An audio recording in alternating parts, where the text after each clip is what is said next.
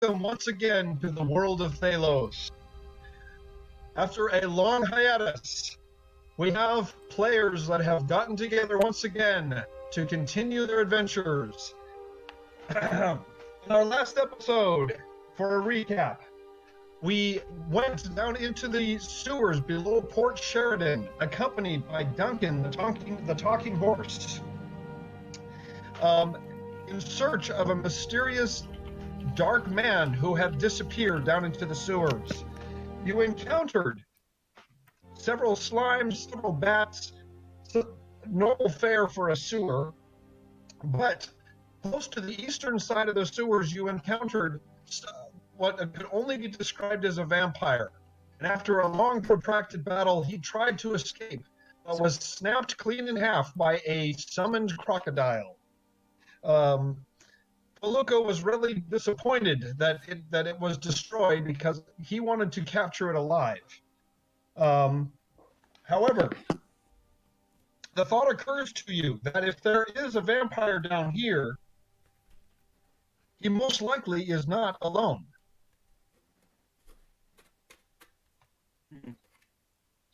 Dun, And dun. the adventure continues.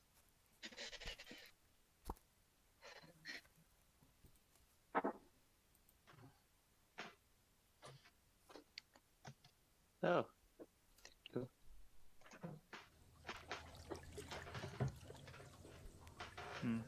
We return now to the sewers underneath Port Sheridan. It is a dank and dark place full of smells that can only be described as foul. In the distance, you can hear the on and off chirping of rats and bats and other things that you can't quite identify. Flowing down the center of every hallway, of the main corridors, is a river of raw sewage. You can see to the west, distantly, what looks like the place that you came in earlier.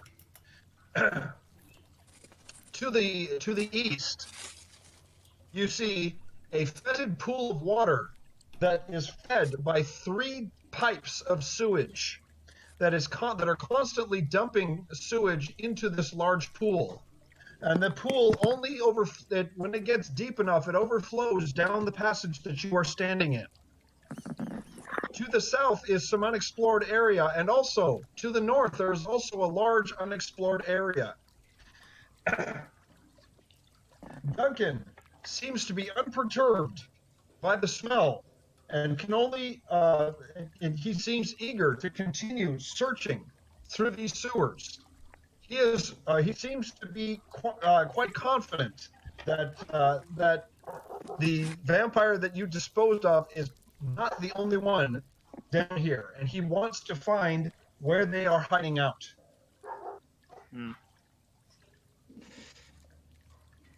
And if I remember correctly, last time we had debated going up rest, but since Duncan's wanting to stay, we didn't want to leave him. He feels confident that he can carry on his own.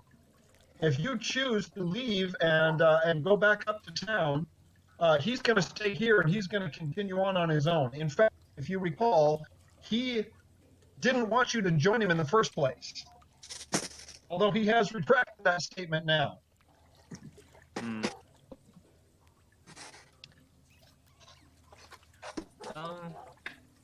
I'm just kind of wondering if, like, it'd be better for some of us who use spells or defense to find a place to rest, or maybe go back over to the inn before we can continue trying to find more of these vampires. At this point, all of you have been exposed to one degree or another to some raw sewage, and you probably don't smell the best. So, if you were to return to the inn, I suggest you bathe first. And don't bathe in the sewage. Guys. What was that? I've got to create some water spell. We'll be fine, guys. Yes, that's true. You do have to create water spell, and the create water does create pure water. It will not be corrupted by the sewage unless you let it flow down into the sewer. Mm-hmm. Which, while that might be a good idea, we might want to wait till we're near the exit. Mm-hmm. Okay, one That's- moment, guys. Okay. Sorry, what was that? You want to call your mother? Of course, that is if we're deciding we want to leave. Yeah. If you decide you want to leave, then you back up to the surface. You do know your Yeah. way. I think All right, we so did. Carter, if you want to call mom, here's my phone, buddy. I thought we did promise to go back to the inn to Father Kearns. It was. Yes, Father Kearns, you did leave the children in his care. I don't think he'd want us to leave, or to leave them there indefinitely. So. Probably not. So you have, at this point, you do have two goals that are kind of pulling you in two directions. Feluco wants to stay down here. He is interested in at least finding out something about these vampires, while Duncan is okay if you choose to stay or leave. On the other hand, Marcus does have a point that you do need some rest. So talk among yourselves and let's find out what you guys are planning on doing. Well, What do you guys think? I think it's probably best we do go up and have a little bit of rest. I'm not a magic user myself, but I do know that those spells have been coming in handy. They aren't catching me on fire. You do recall that you attempted to roast Loosefang over a flaming spear. That is true. So, I don't know about you guys, but hot dogs are probably not in order at this point. Nope. All right, one moment, guys. My wife is on the phone. What's up? Hunter wanted to play video games today, and he went and did free piano, he tells me, Yeah. which means my iPad must have charged some. I should turn up the Thaylos. The issue is, the reason I told him, even though I did free piano, being asked this afternoon, he broke the rules. It's still. Oh, do you see more? He broke the rules and he and maybe some things. I see. I'll go for it. More. So here's the point, Carter. He did this wonderful thing on the piano tonight. He still can't play. Oh, do you see more? Apologies, I am back. What I missed? Hello? Sorry, I'm just gonna be in the background quietly working on a fursuit tail for a customer. So what happened? My vote is that we go on. Yeah. I vote that as well. That we go and find some rest. So what's the What does everyone else think? I don't know what the question I is. agree with that. I feel like some rest would be good, and Whether we stay down here and continue to look for the vampires, or go up and rest. All right, sorry guys, I'm back. You're fine. We were just talking about the situation. I'm gonna stick around with Duncan. So, Yeah. Feluca, you're going to stay down Reggie- here? Well, I'm Reggie gonna says that follow he will Duncan. agree with either. Okay. So if Duncan ends up leaving the sewers, then I'll end up leaving the sewers with him. I wonder if it'd be wise to split the party. Like, have half of you guys continue going down here searching for more vampires with Duncan, and half of us go back up to get some rest and regain back all our spells. Well, I know. go ahead.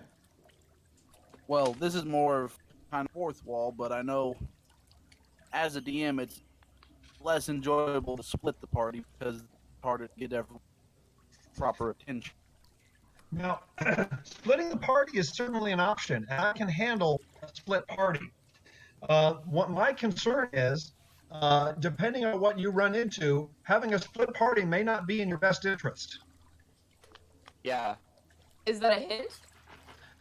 That's just a general for Dungeons and Dragons. You know, there are people who tell stories, and there's a reason why it's a cliche statement. Never split the party. Hmm. That statement has been said so many times. It's cliche, but there is a reason why it is cliche. True. Like have half the party die. Yeah, that would not. I've actually DM'd situations where the party has been split and people have ended up dying. Oh dear. Huh.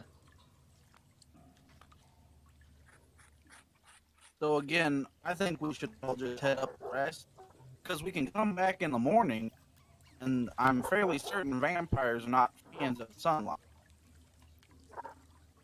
Again, we Yes, don't yeah. have a whole lot down here, but still. It is still late at night. Yeah. So Renji says when you look at what's happening and try and think of what could be coming, is splitting smart to do or not? He's got a good point. Well, I vote we stay together at the very least. Yeah, you vote your what? Yeah.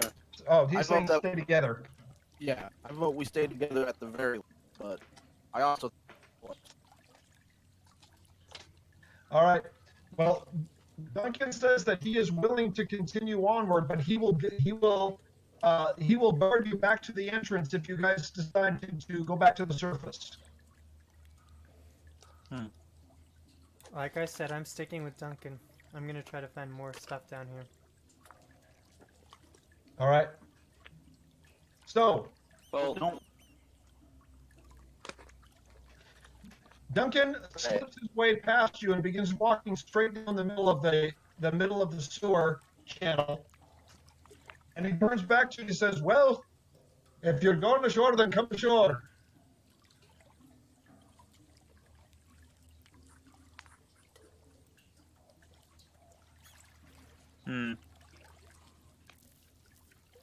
So guys, what do you think? I think I should rest. I agree. Because like at this point, I don't think we're gonna be of much use without that much of our spells, especially with all of us being really low on healing spells. Yeah, and I'm kind of the person that keeps everyone alive. So Having the healer up to snuff is kind of an important thing, you know. Right.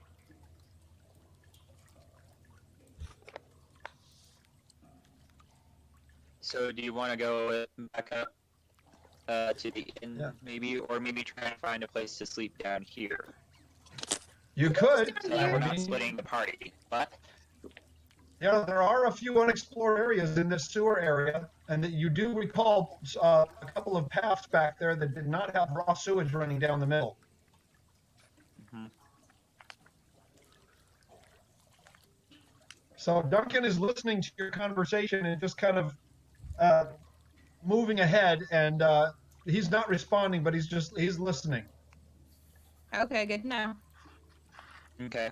How deep is the sewage in this little circle area? You mean in this area here? Yeah. Yeah, it's no more than ankle deep. Okay. Okay. So I don't really want to split the party, but I think we do need a rest to regain all of our spells and things like that. Regain all of our strength. Oh, Renji appears to be blinking all over the map. Oh dear. Oh boy. Get back here. Stick with the Get party, back here. Renji. And he merged with the wall. Mira, you're f***ing left behind. Huh? You're being left behind, kind of. Oh, okay. Sorry. Renji is a beauty at blinking still.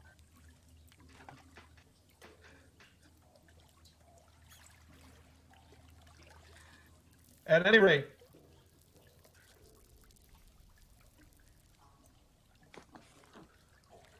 so Duncan comes to this corner and points down toward the south. And he says, "There be the ladder you came down earlier. If you want to go back to the surface. But if you look down this corridor here, there's no sludge on the floor over there. If you want to sack out for the night, I'll stand guard over you." Yeah, that sounds good. It'll Alright. be a bit smelly. I'm not sure if you'll be able to have any comfortable sleep, but that's up to you. It's something.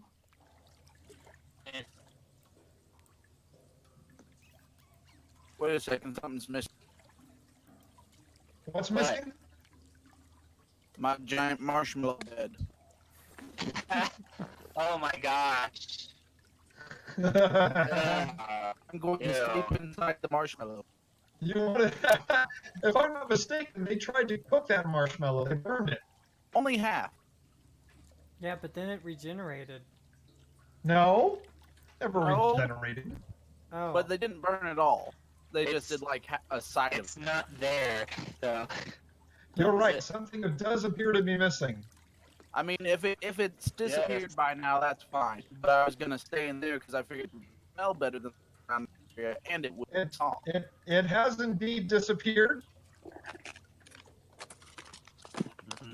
Sigh. Which Oh is well. which is rather odd because you don't know how it appeared in the first place.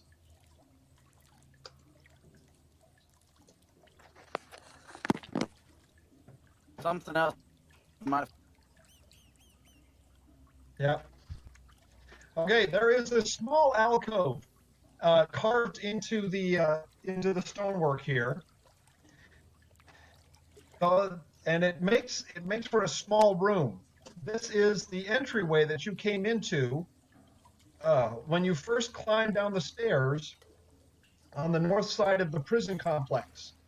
The stairs, the ladder that you see here leads back up toward that area.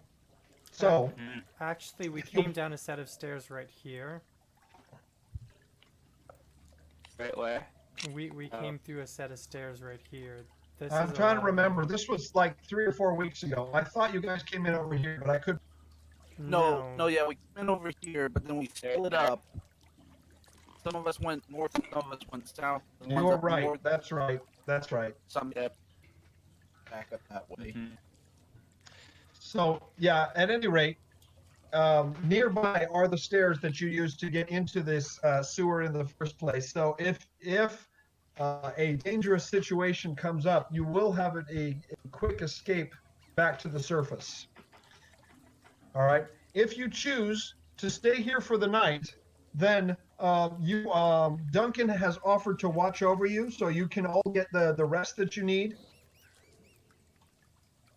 But what about you? Don't Sorry, say that again, Loose Fang. don't you need some rest too, Duncan? I can take care of myself.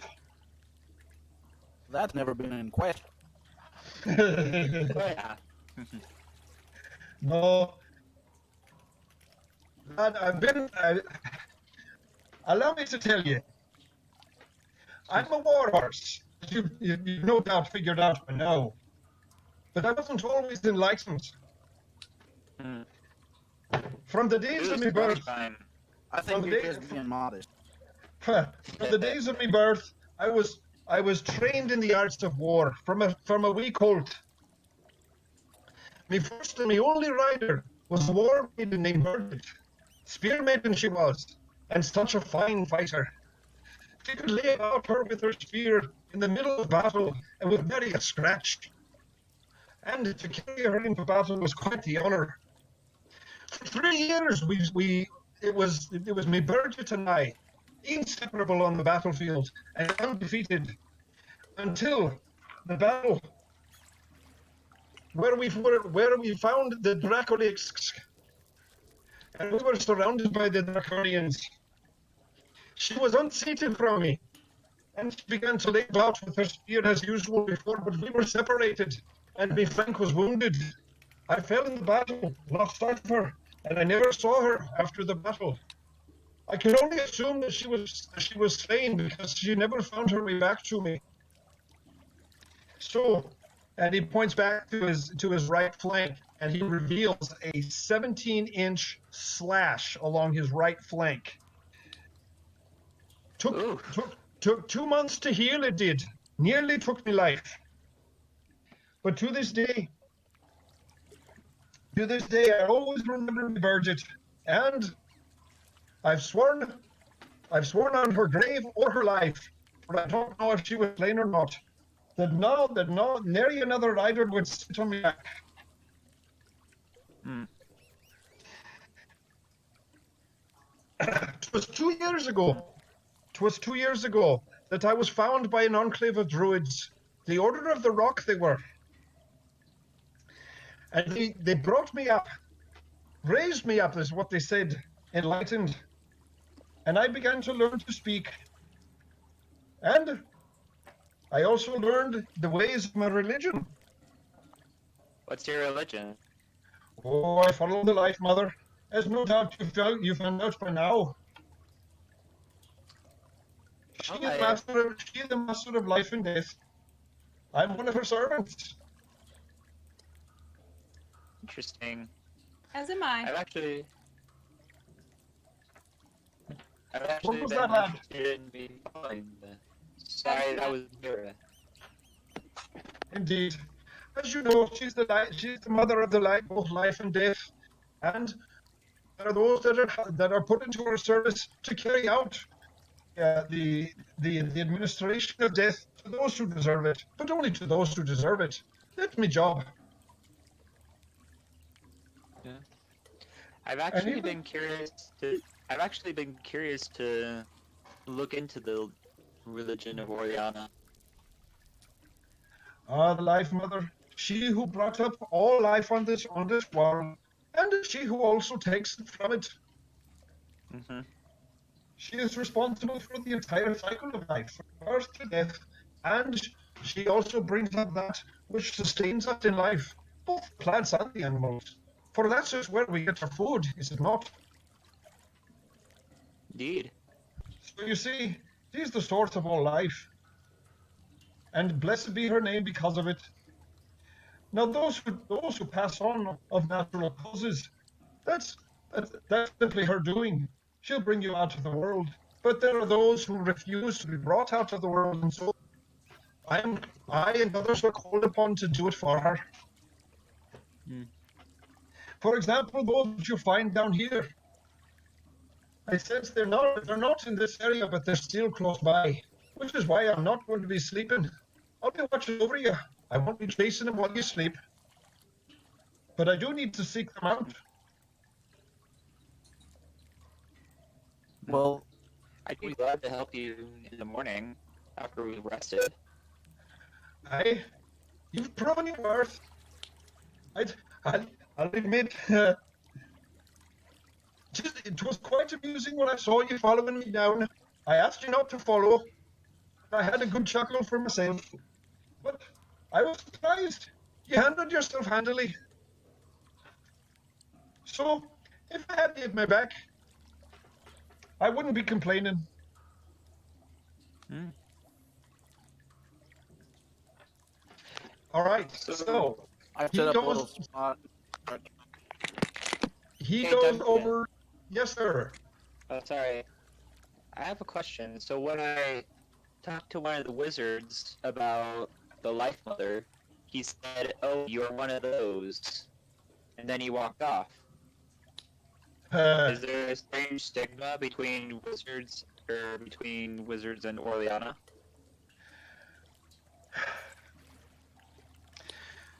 This is a bright question. It is legitimate. Unfortunately, those who follow the arcane paths, you're not find many of them as followers of Orleana, with the notable exception of most of the elves. Because the arcane magics are fairly rampant among the elves, but for the majority of them, they do follow the path of the Life Mother. Huh. On the other hand, those who follow the arcane path, who deny the powers of the divine, they're usually more drawn to the path of Kexoth. Hmm. Now, no, are any of you you're followers of Kexoth or no? I don't think any of us are. Not one, not a soul. Not to my knowledge. I'm definitely not. Oh, Mira's I- obviously not. I can see that, lads. Although I do need to ask you about the pendant you wear. I'll get to that in a moment. Of course. I have nothing against those who follow the path of the industrialist. Although those up there, he motions up to the city. They'd have you believe otherwise. They'd be at each other's throats if it weren't for the guards.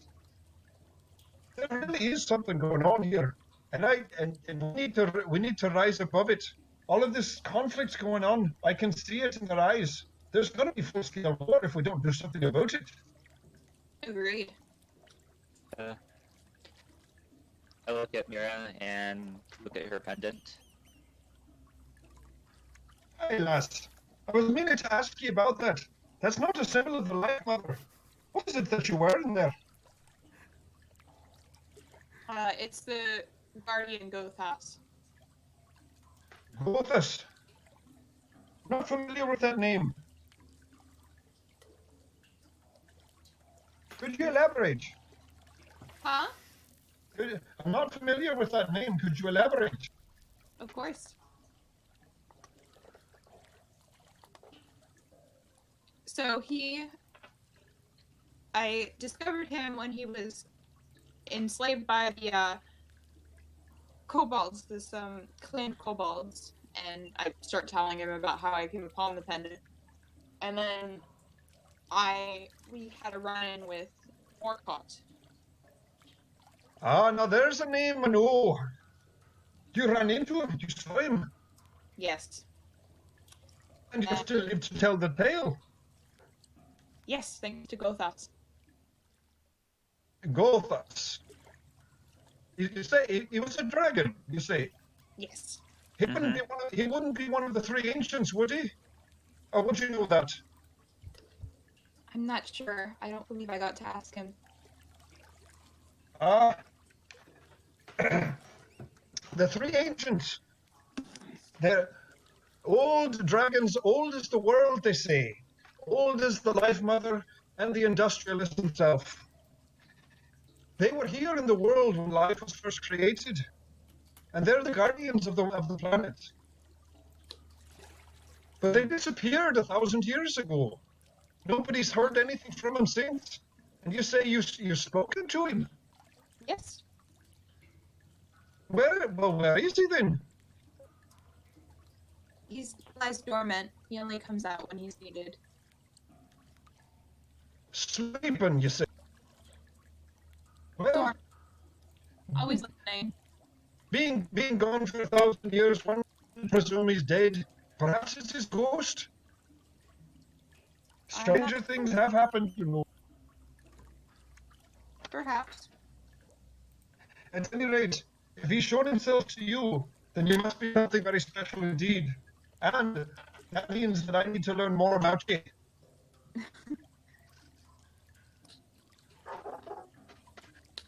The question is, if Gothas has returned, what about his brother and his sister? They must be around here somewhere as well. Potentially. I'm not sure. We're kind of on a sorry, what was that, lad? we're kind of trying to figure out where they could be. That's the quest we're on. Well, no, there's no telling. As powerful beings as they are and as ancient as they are, they could be anywhere. Or they could be nowhere. But at this point, it's no use conjecture. If we find them, then fine. If Gothas appears, please let me know. I'd like to see it. I'd like to tell him a few things. Sure, What would certainly. you like to tell? What's those three things? Well, first of all, I'd like to ask him. He knows the Life Mother personally. It's something I'd like to pick his brain. Hmm. You know, I've worshipped her for 2 years now, but I've never seen her personally. To me, someone who's seen her personally, that'd be something special. I can't agree more. But for now, let's go down for the night. Alright. So Duncan trots off toward the north and around the corner, and you can hear him walking softly along the corridors. There is a constant drip of water and a constant flow of water. In addition, the smell is not very pleasant. However, with some effort and after some time, you are able to get some rest. During the night, here come the dice.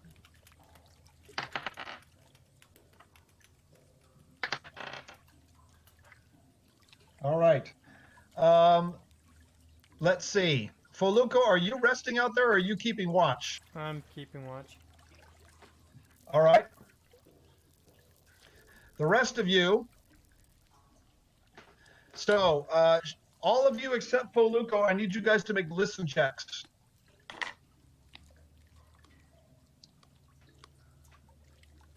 Copy that. I think it's cute that you sleep while holding your tail, Marcus.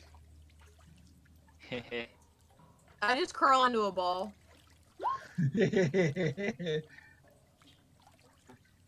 Woo! Dang! I hear everything. Yeah, well, it's those foxy ears, Mira. And Marcus, your listen checks have always been pretty good. All right. Not always when she steals my. Oh, that's right. He ears. steals your ears. I forgot about that. Yeah. I do need to do a listen That check is- for Sheik.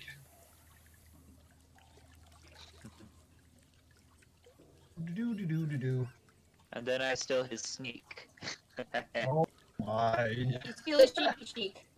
Doing the Sheiky Sheik. Where is Sheik? He said he would be here tonight. Said Oh. I'd be here a little later. Yeah, see, there's Sheik. He got it as well. Okay. So, during the night, Feluco, you suddenly see Duncan take off like a shot without a word, and he turns around the north hallway and disappears. Sheik and Mira and Marcus hear this, and it jolts the three of you awake. Hmm? What? That's weird. We should go see what's up. So, Feluco, you have lost sight of Duncan, but you can hear him up in this area. All right. So if you can hold on for just a moment.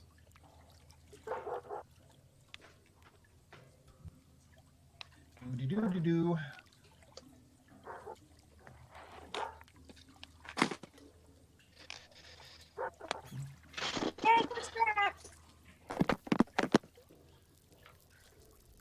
There it is.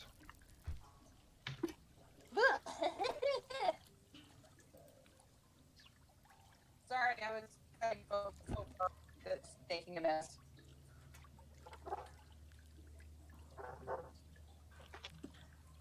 Wait, where did it go?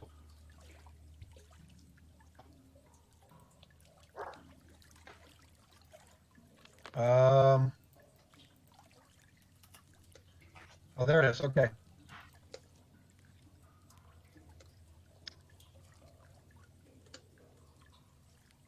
All right. So, Feluco, as you come around the corner, you can hear Duncan speaking in a harsh but whispered voice. Give me a listen check, Feluco.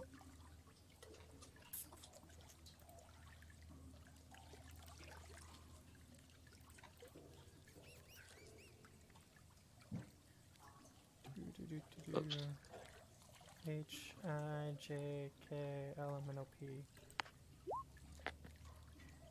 All right. There are too many echoes and too much flowing water. You can't make out what Duncan is saying, but you can see his rump around the corner there. The rest of you, Mira, Marcus, and Sheik, do you choose to go investigate, or are you going to continue resting? Because Duncan is nowhere to be found, and you can't see Feluco either. Let's Okay. go after them. I think they'll need help. I think so too. Okay, so you don't know which way they've gone. And you can hear sounds, you can hear footsteps and footsteps, but there is so much echoing throughout the sewers, it's hard to tell what direction they're coming from. Hmm. Hmm. I try to do more listen They check. do. Yep, if you guys come up into this area here, and then to give me another listen check. Oh, Come up Sir over Squeaks, that was amazing. Feluco, on the other hand, you're not doing very well. Alright, listen. Okay, Holy Marcus. cow! Hey, Marcus, you got the ears on you today. Yes, indeed. So, Sheik is also going to do a listen check.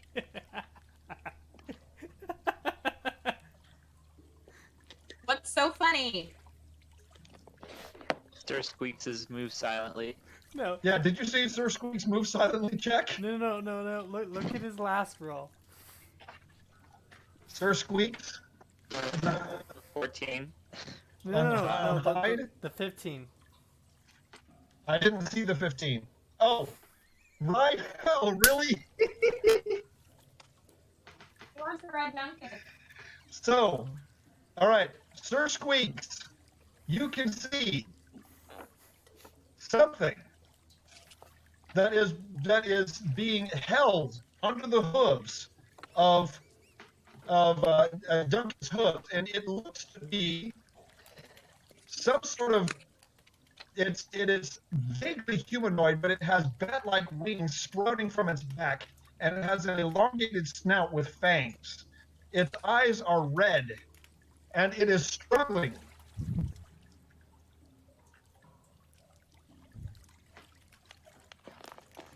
All right. Mira, no, Marcus. Yeah, just Marcus. Sheik actually doesn't catch it, and Marcus, you do.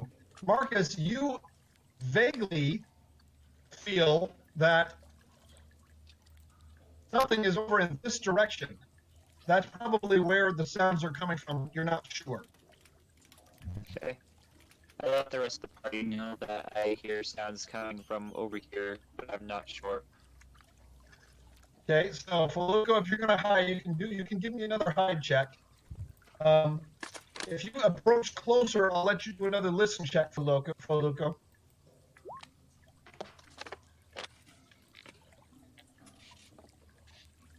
Okay. Yeah.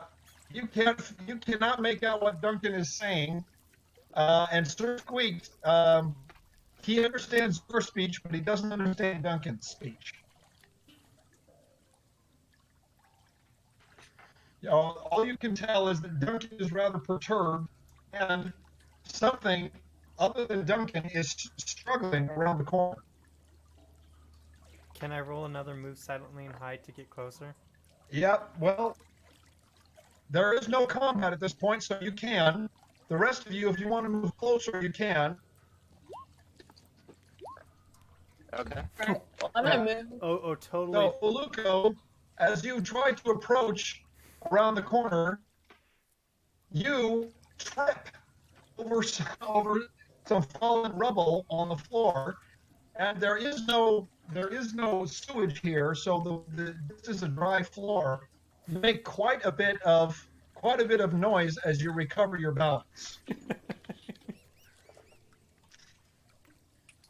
Duncan turns his head to see you, and at that very moment, whatever he's holding down wrenches itself free from his grasp. One moment.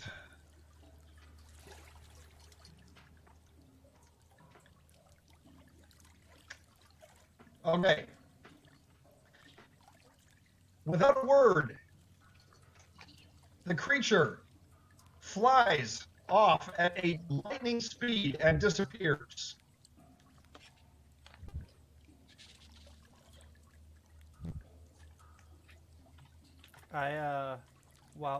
Wait, am I on the ground or did I like recover? Say that again? Am I? No, you are not on the ground. You were able to maintain your balance, but you made quite a bit of noise. Enough to distract Duncan from his quarry. Sorry.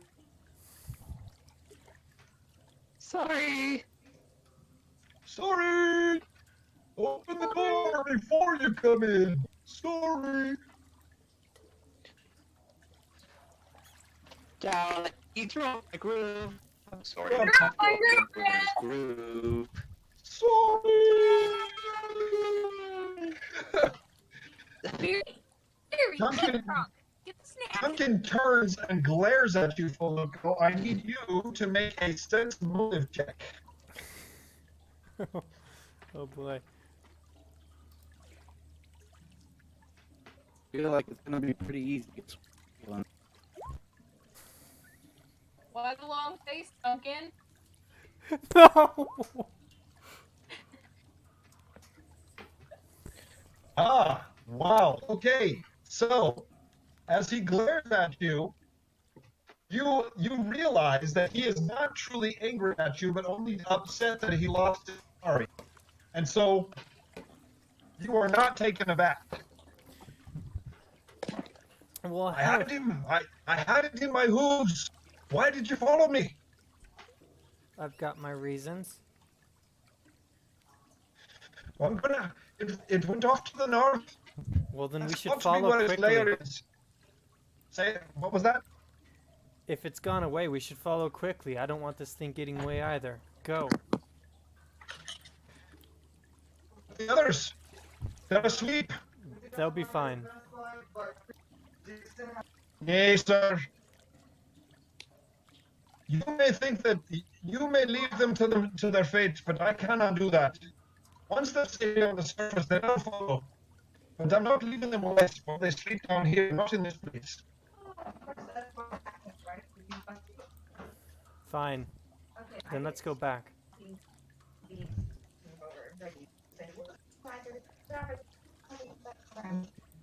So, Marcus, you can see a rather perturbed-looking warhorse walking down the... Oh, hey They're Marcus. just like, okay. We're just taking Hi. a midnight stroll. Don't mind Oh, us. up are ye? And the others? And I wake you up going up?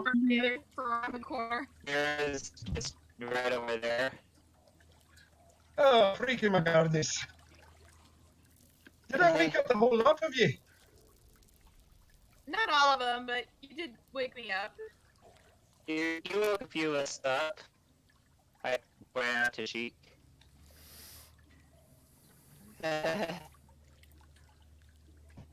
Oh, what are we to do now?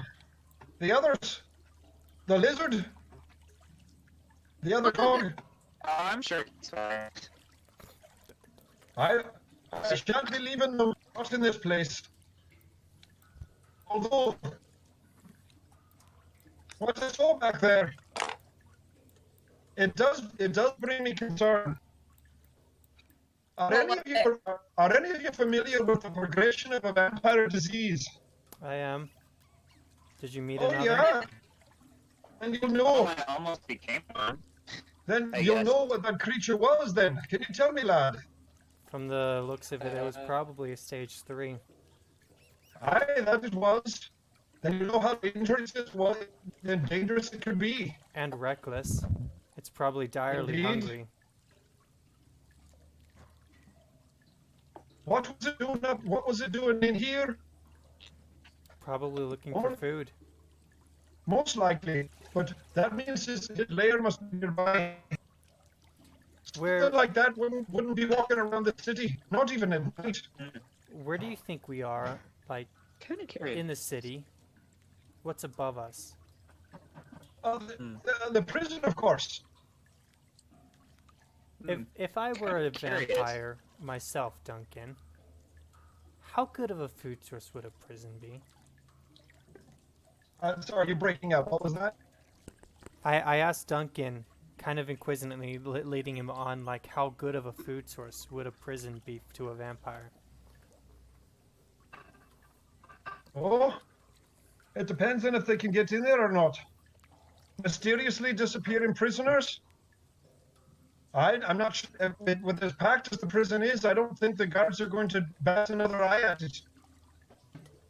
No skin off their backs, they would say. Well, the prison is just right above the sewers.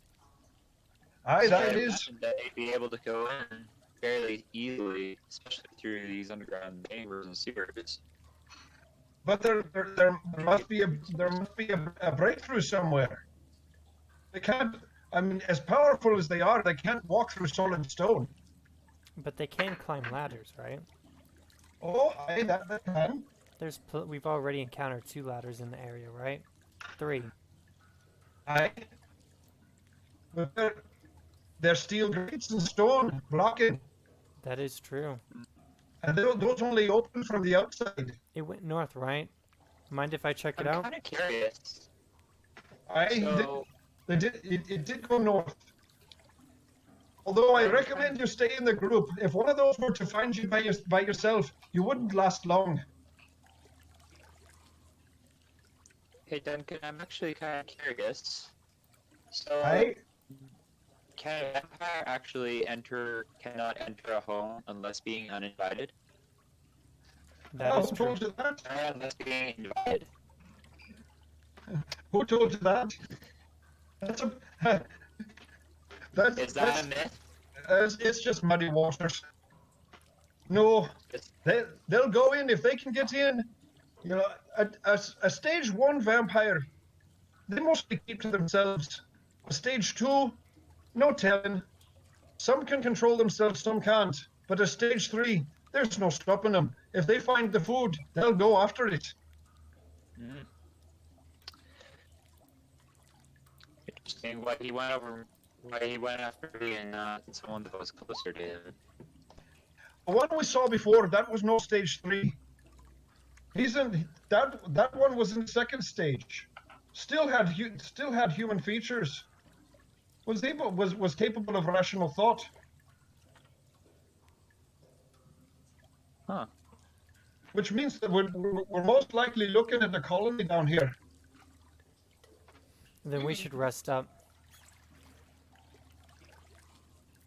No, I think you better go back to the surface. If we're looking at the colony of vampires, and at least one of them is a stage 3. If we find our way into that colony, some of you won't be woken out. With that, I kind of turned to Sheik and I'm like, hey, how's that plan of yours coming along? Well, I was able to find an actuary, and after a generous amount of drinks, he agreed to meet with me tomorrow so that we could draw up the papers and get it actually notarized.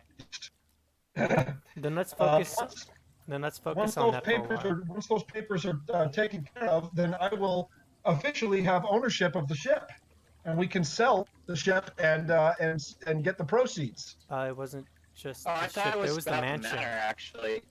Yeah, Sheik was wanting the mansion. That's right. It was the manor, not the ship. Yeah. Yep. Scratch The that. ship was Reverse it. abandoned. The ship had been abandoned for quite some time. We had skeletons on that thing. That's true. We still haven't looked underneath the deck. Nobody looked down in the cargo hold, did they? Nope. Anyway, so let's go ahead and focus on that for now, because that'll get us some gear that should help us with this colony. I'll take care of myself if I must. By the time you get back, it's either them or I. We'll be down and back to the Life Mother. I shall stick with you. If you stay with me, you're a brave lad. But I'm telling you, whatever we find out, there is no good. I'm not brave, I'm just angry. Angry? Do you have a history with him? It's my secret to keep. So be it, lad, so be it. I'll tell you this. Secrets can be dangerous things. Would be wise to find someone you trust. I trust Squeaks. As Squeaks He pipes up and gives you a look squeaks. that says, really?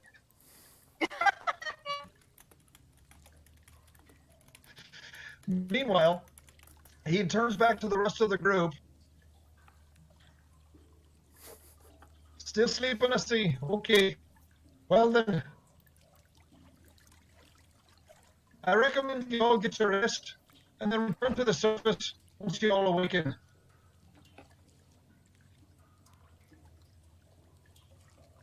All right. Okay. So, with that, your rudely interrupted sleep can continue. Okay. This time I do rest. Okay. And this time, Duncan stays closer by, where he can watch both you and the corridor. Squeak stays awake, just on Duncan's back. Squeak likes riding Duncan, doesn't he? Yeah. As long as Duncan doesn't take off on a run, then I don't think Squeaks is going to make any riding checks.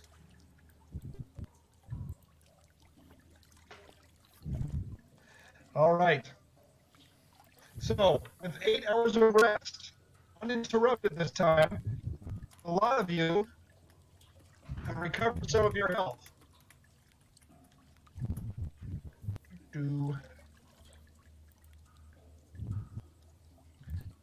Most of you weren't hurt anyway. That's pretty cool. All right. So, Mira and Foluco, you can regain your daily allotment of spells. Woo! Oh.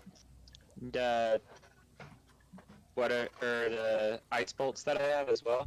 Correct. Yes. Okay.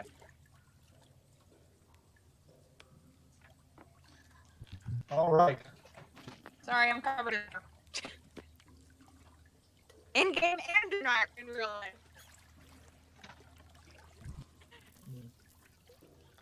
All right.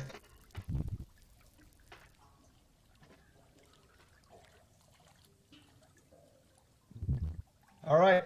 From the grate above in the stairway, you can see there is light shining down into the entrance to the sewers. And here and there, along the corridor, you can see there are other grates on the ceiling that lead to the street above, to the prison. And some of those you can see that there is sunlight coming down into them. So you surmise that if this area of the sewers is under the prison, then there must be some light source. There must be some sunlight coming into the prison area. Perhaps it is a courtyard. The prisoners are able to get outside. So Duncan turns to the group and he says, I need a decision on you. For those of you who weren't awake in the middle of the night, we found a nasty creature, and I suspect there's a colony of vampires somewhere here in the sewers. I go to seek them out. I don't recommend you come with me.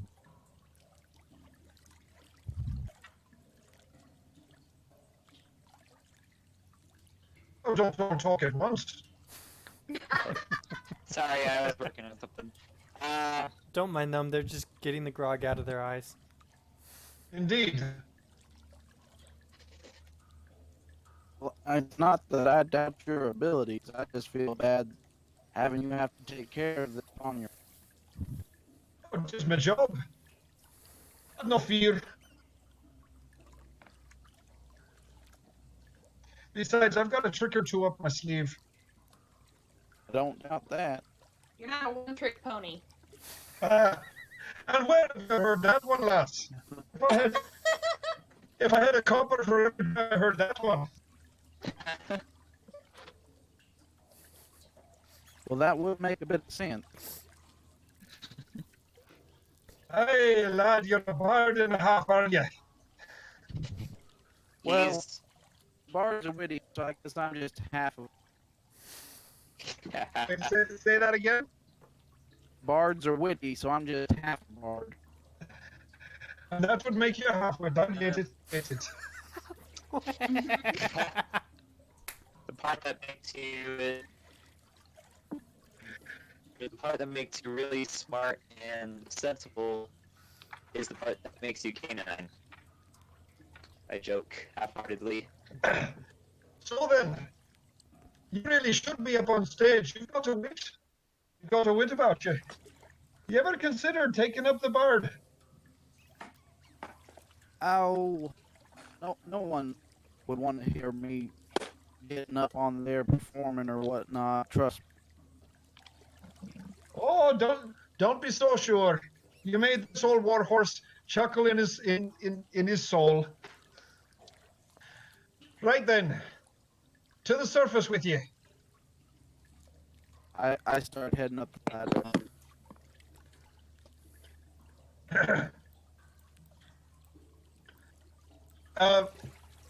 Lad, that's the wrong way. It's up that way. I know. Well, that's right. This is prison. Where would you be going then?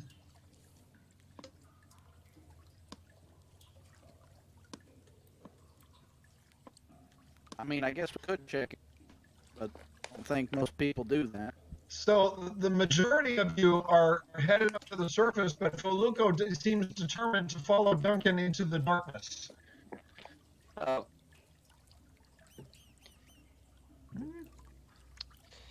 I'm kind of torn between both. See, So, that's what we're trying to avoid, being torn, too. So, Feluco, are you going to try and convince your party members to come and join you?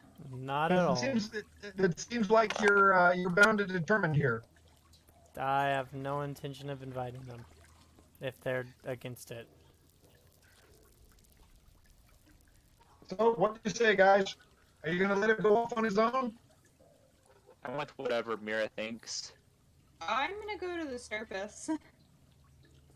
Make sure the children are okay. That's true. Very well. I'll go with you. So, Well, shoot. I guess I'll stick around. Luce, are you going to go with Duncan and Feluca? Yeah. And behold, the party splits. I figure I'm pretty fast, so if we get in trouble, I can just knock them out and run off. Renji's going with you guys too. So dear. Very well. don't All worry. right. So, I can help take care of Mira and the kids or the children. let me do a little bit of bookkeeping here. Good. All right.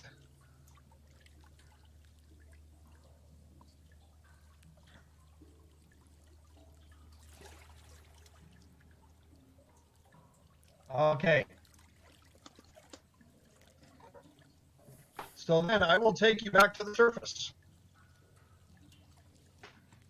And let me make sure. Okay. Which group? Yeah. So I want to confirm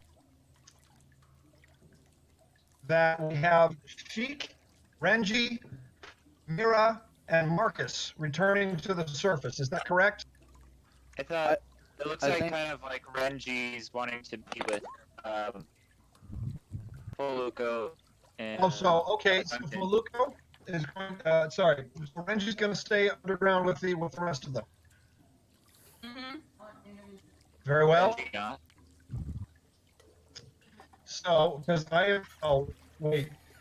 Okay, so Renji's going to stay down with Duncan and Feluco and Luzfang.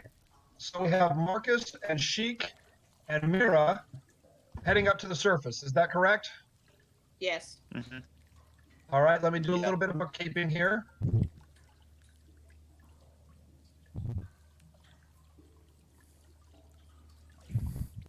And So as the half the party is leaving up the stairs, I turn to Loosefang and I Oh. say, "Hey, what does it mean when you find a horseshoe?" Is that It means hey, some. Terry is wanting to read a PM. yep, that's fine. That's fine, Renji. Renji's falling asleep, guys, so he's gonna retire. Okay, see you, Renji. Yeah, I'm gonna need to head out because well, in like an hour because I have to go to work in the morning and that's gonna be early. Okay. Mm. Well, Let's not listen. now, but in an hour. So Yeah. so as half the party's leaving, I turn to Loosefang and I nudge him with my elbow and I'm like, "Hey, what does it mean when you find a horseshoe?" And Is a horse without a shoe? is there some poor horses walking around in his socks? Some horses walking around what? In his socks. Hmm. Why is this thing up here? Louis Fang. I don't. Oh, there he is. You're right. Darn it! I thought I did all the bookkeeping. I'm sorry. I'm magic. Don't worry about it. That's my twin brother. Get water on all us so we all get clean. So say we all. Hehehe. All right, guys. So you emerge into the morning sunlight, Mira, Marcus, and Sheik, and you can see it is still fairly early in the morning, and the activity has not quite started yet. Mm. Do you think we should maybe bathe before we beat anybody else out on the street? And create water. Okay. Yeah. So, if you want to come out to an open area here, because you're kind of like between the warehouses at this point, you can come out to an open area, and you can, if you huddle together, she can cast and create water just above your heads, and it'll put 4 gallons of water washing over all of you. Okay.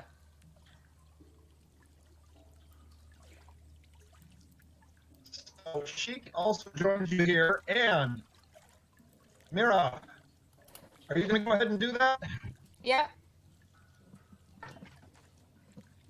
Okay. Do.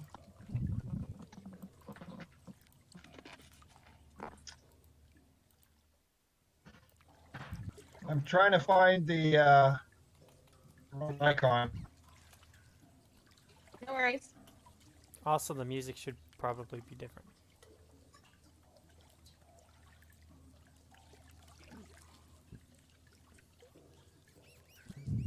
All right, so one moment.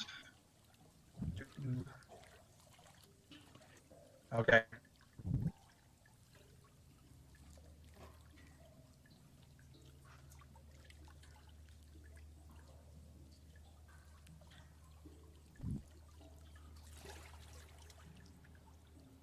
So let me turn that off.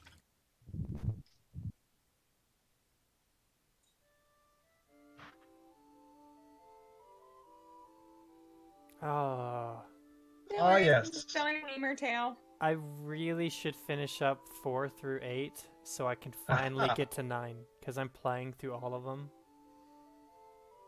All right, a large puddle of water engulfs all of you, and you are soaked to the gills, dripping wet, and it soaks into your fur and your clothing. Your fur is completely matted to your skin, and now you begin to shiver in the morning breeze. However, it did wonders to remove a lot of the smell from the body. So, if you were to approach the salty dolphin at this point, you would most likely not be turned away from the smell, but you would get some weird looks because you're soaking wet. Someone probably thinks you got thrown into the ocean or something. I went for a swim. Leave me alone. In full dressed clothing, of course. Yes. I do that at the beach sometimes. I wear all my clothes and I just walk straight into the water. Good for you. Good for you. I walked straight into the water like nothing happened. All right, so the rest of you. I got a message from Sheik. He says he should be another half an hour. His family took him to go see Endgame. Nice. He says, I didn't realize how late I would be. I apologize. It's okay.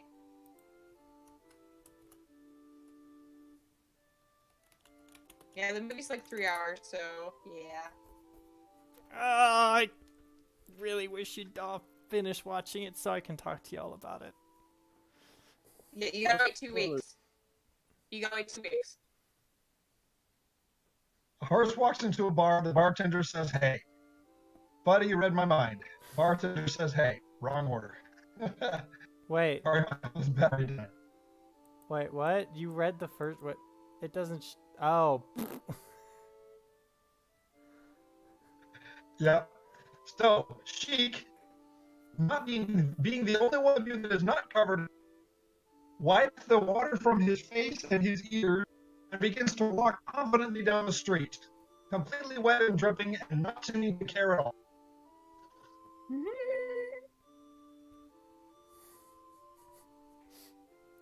Okay, I'll go follow him. Nah, I'm not wet. I just had a fight with the water elemental. Oh, there's a puddle down there. So, Marcus, are you going to sit there and just let yourself drip dry? Well, I want to go to the, go find somebody with towels, maybe? The salty dolphin, most likely. Okay, where's that? It's been 4 weeks. Okay, I'll go there. Yeah. So, the thing that I think that you guys all should recognize at this point is that being canine, or at least part canine, if you get down on all fours, you can do the water shake thing. You get the what? The water shake thing that dogs do. I'm a fox. Hey, foxes do it as well. You're part canine. Foxes No, do I'm it as not. well. I'm not part canine. I'm my own thing. Okay, vulpine, true, but you have, the thing is, I've always thought of foxes as part dog and part cat because they have the qualities of both. Actually, vulpines are within the Canis family. Just FYI. All right, now let me do a little bit more keeping because I think I took care of it.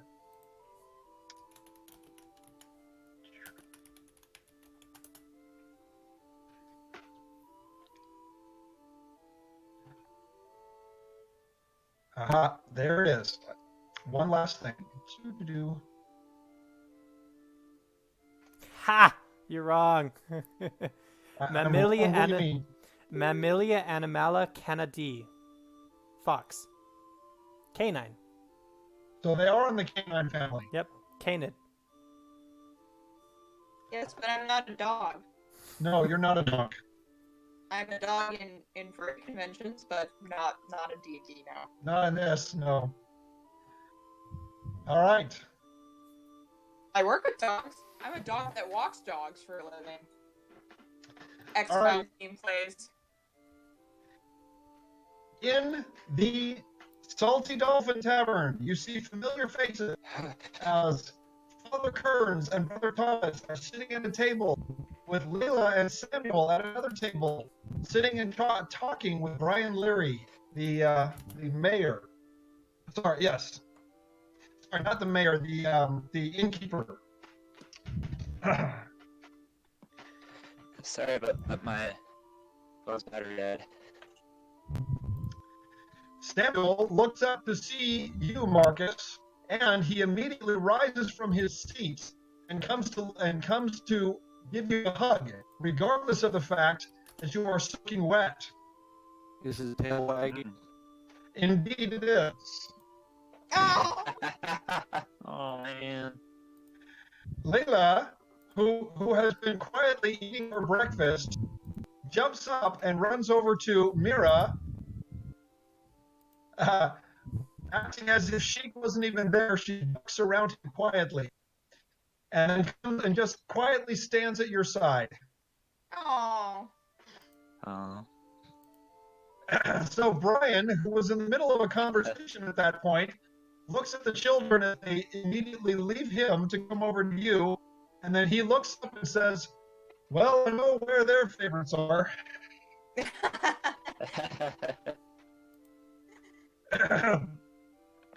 They never were allowed pets back in the village. So I guess you're kind of the closest things that they had. I've never been called a pet. Meanwhile, Father Kearns approaches you, Mira, and he asks, good gracious, what were you doing down there? Chasing And vampires? he looks you up and down and sees your very wet clothing and your wet. And he actually, it feels like he disapproves a bit.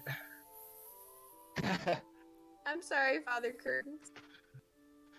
Well, what was down there? What brought you gallivanting off down into the sewers? Rather unbecoming, don't you think? Yeah. A horse brought us down there. Yeah. A horse. Yes. He's Are a you follower- feeling? You're feeling well, daughter. Yes, I'm fine. He is a follower of Orleana. Well, and so Father Kearns is struck speechless momentarily, and Brian quietly excuses himself to go sit at another table.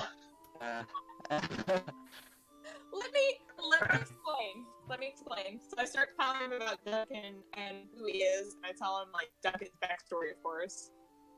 And then I sort of explain that Duncan is seeking to serve Orleana and remove foul creatures such as vampires, and we happen to take some vampires down sewers. So Father Kearns, at that point, the blood drains from his face and down at the table. So, and he looks up at you and he says, "Say that again, daughter. I'm not sure I heard you quite right." Vampires in the sewer. So Yeah. it's true. You found vampires in the sewer. Yes. One almost got me. What? Got you? What do you mean?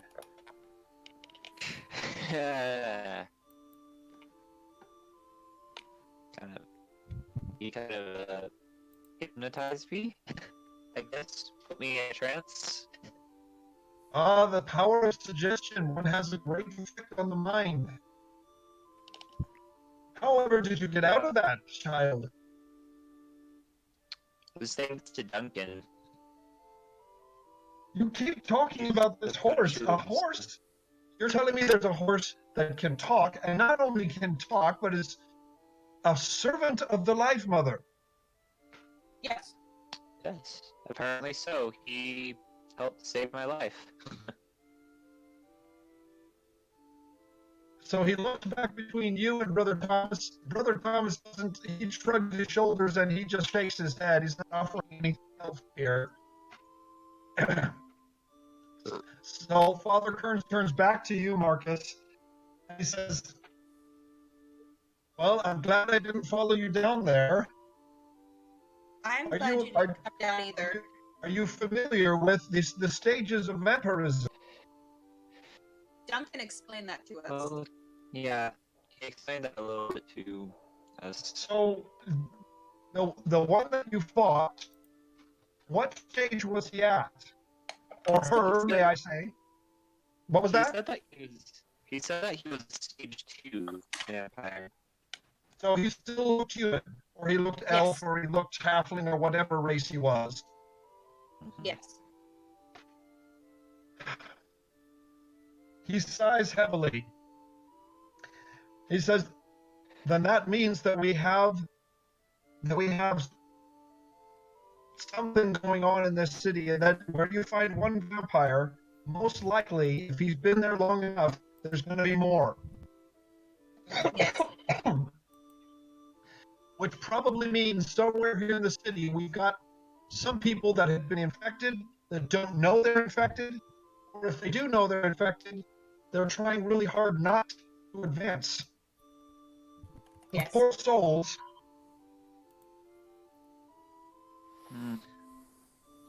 Allow me to explain a little bit about what happens with vampirism.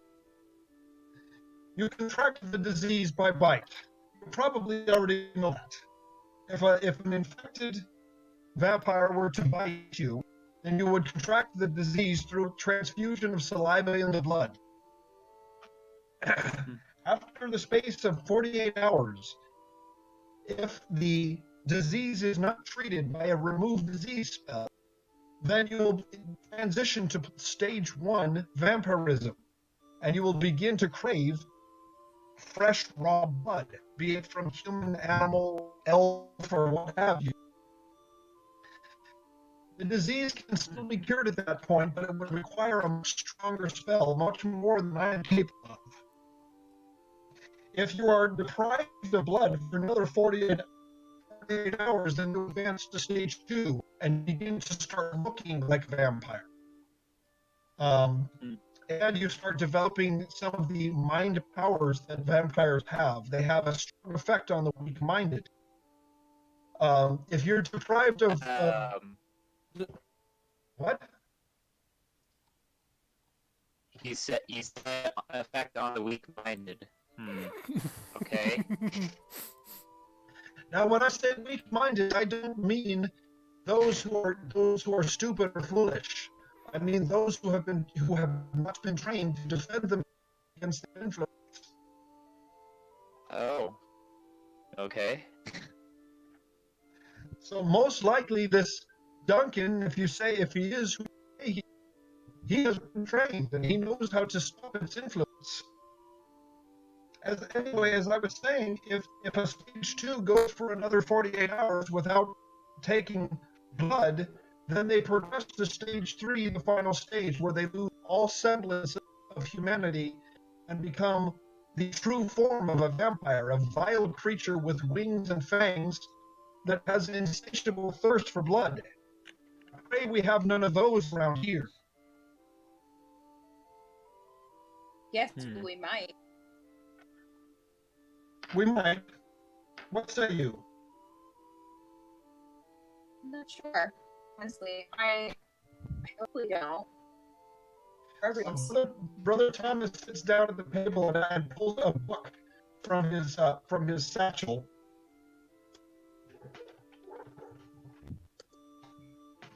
And he begins flipping through some of the pages. Oh, that's huge. A giant book. So he That's starts. really big. Brother Thomas, how are you able to fit that in your pocket? Oh, hush you. What? No, that's the GM telling you to hush. Oh, okay. At any rate, so he starts flipping through some of the pages, and he comes upon a certain passage, and then he turns to Father Kearns and he says, Yes, here it is. And Father Kearns comes over and takes a look. And Brother Thomas reads aloud. A stage 3 vampire most often is in command of a colony of vampires. Be they stage 1 or stage 2, you'll most likely not find another stage 3 together because they fight each other for dominance and for feeding rights. However, if a stage 3 by himself can control the others and beat them into submission. So if it is as you say, and you saw a stage 3 down in the sewers, there is most likely a group of vampires under the city. Numbers of stage 1 and stage 2, there's no way to tell, but most likely there are some down there. Yes. If we so Duncan said that he was going to go follow and find this colony. Is that what he said? Yes. And those fools went with him? Yes. Oh, I was yeah. happy about it too. I don't know if we're going to see them again. If we could summon the city guard and get everyone together, maybe we can. Just the four of them together? There's no telling what they're going to run into. And Oh. with that, the action moves. And we return to the sewers.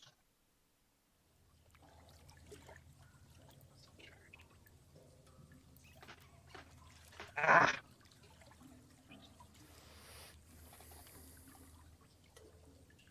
There we go. Okay. So, unaware of the conversation that is taking place on the surface, the four of you proceed through the sewers, following Duncan as he attempts to find his way toward where he saw the creature had left earlier.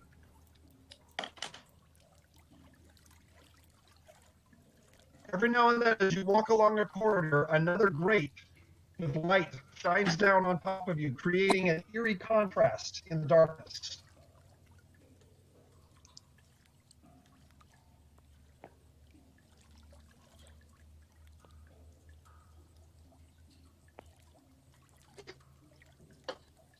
So Duncan turns to the rest of you and he asks, "Me nose is no good, and me sense of direction. I always depended on me Bridget to tell me which way I was going. But the stench around here, it's not telling me much. Can any of you have a sniff around?" Sure. Thanks. What? Are we doing a search? Or That would be a spot check a under? spot check using the scent ability. Duncan does not have the scent ability. Luckily, I can smell for the both. And Renji, we're going to have him roll as well. Oh, Renji does not have the scent ability, so never mind. Yeah, he's a lizard. Yep. Lizards can't. Okay, loose Fang. Through the stench and the various smells of sewage and other sewer-dwelling creatures, you do sense that there is a strong smell coming in this direction. One of the benefits of being an ex-herder is I'm used to foul smell. A sheep herder, you said? I was back in the day. That does make a difference. But I think if we keep heading northward, ways, we should be able to get somewhere.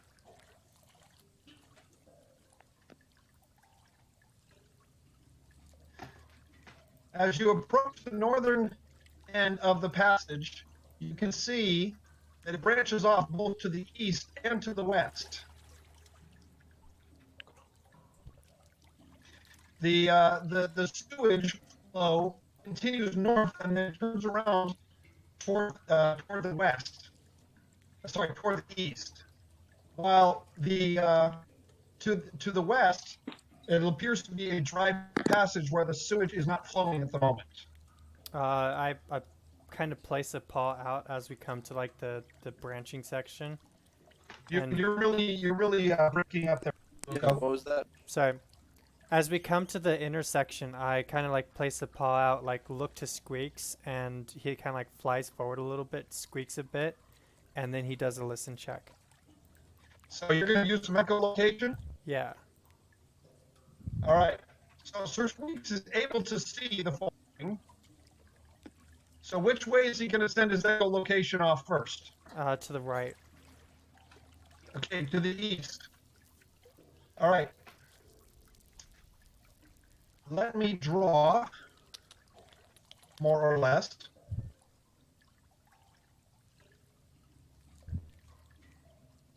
By the way, It'll take a bit more. By the way, bat chirps kind of sound like very high-pitched clickings. More Say than again? bat chirps sound like high-pitched clicking. Yes. Yeah, I had a deal with a bat when I was in a movie theater. It got stuck in the raft tiles above one of the theaters. Ah. Yeah. It So, didn't buy a ticket, so we had to evict it. yeah. So off to the west, you can see actually there is a wall about 50 feet down the passage. I said east. And yes, so you were going to do west next. To the east, there is a rough outline of what you see. Can you see you can't see the drawing out there? No. No. Okay. So yeah, so that's kind of worthless. Never mind. Get rid of that. All right. Approximately right here, there is, let me move you over there. Approximately right there is a small bridge that leads across the flow. Whoops, what happened? Ah, I see what happened. Okay.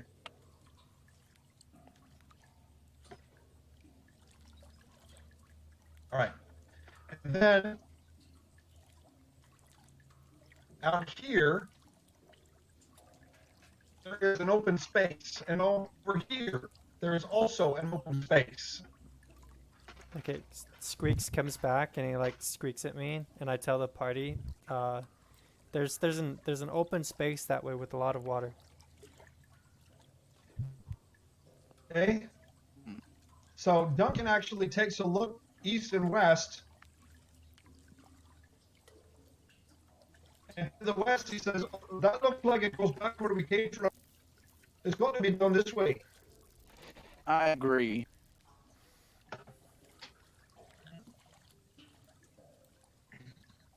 Now, I figure before we actually get into any sort of trouble, what is our plan? Should we run into something?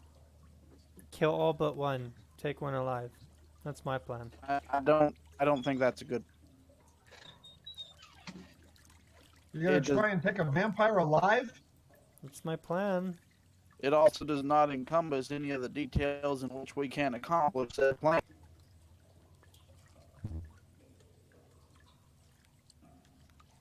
And It's saying- Duncan does not seem very very keen to that plan for look of. Punch him really hard. I'm tempted to punch you, but yeah, I don't think it's that good a plan.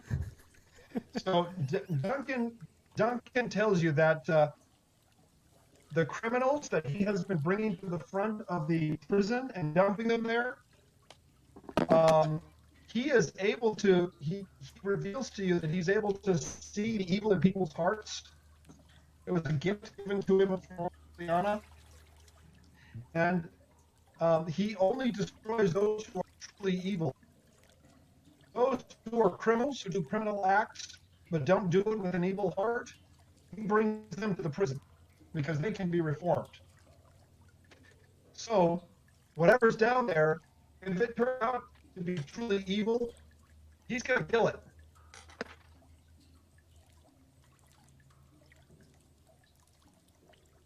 You can kill it.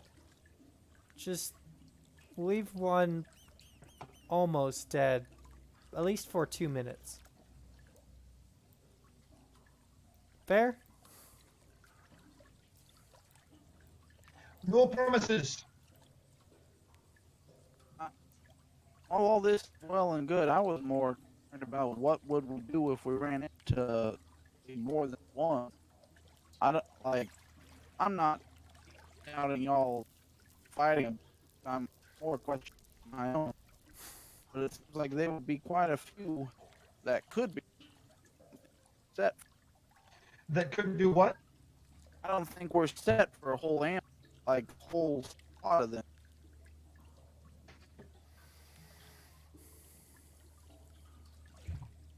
And Duncan actually turns to you and he says, that's why I didn't want you to come along. Well, I don't think you should be taking it on your own either, Duncan. It's my job. I do it right. I try it. Just because it's your job doesn't mean that it's safe. It is commanded by the Life Mother. Makes it right for me.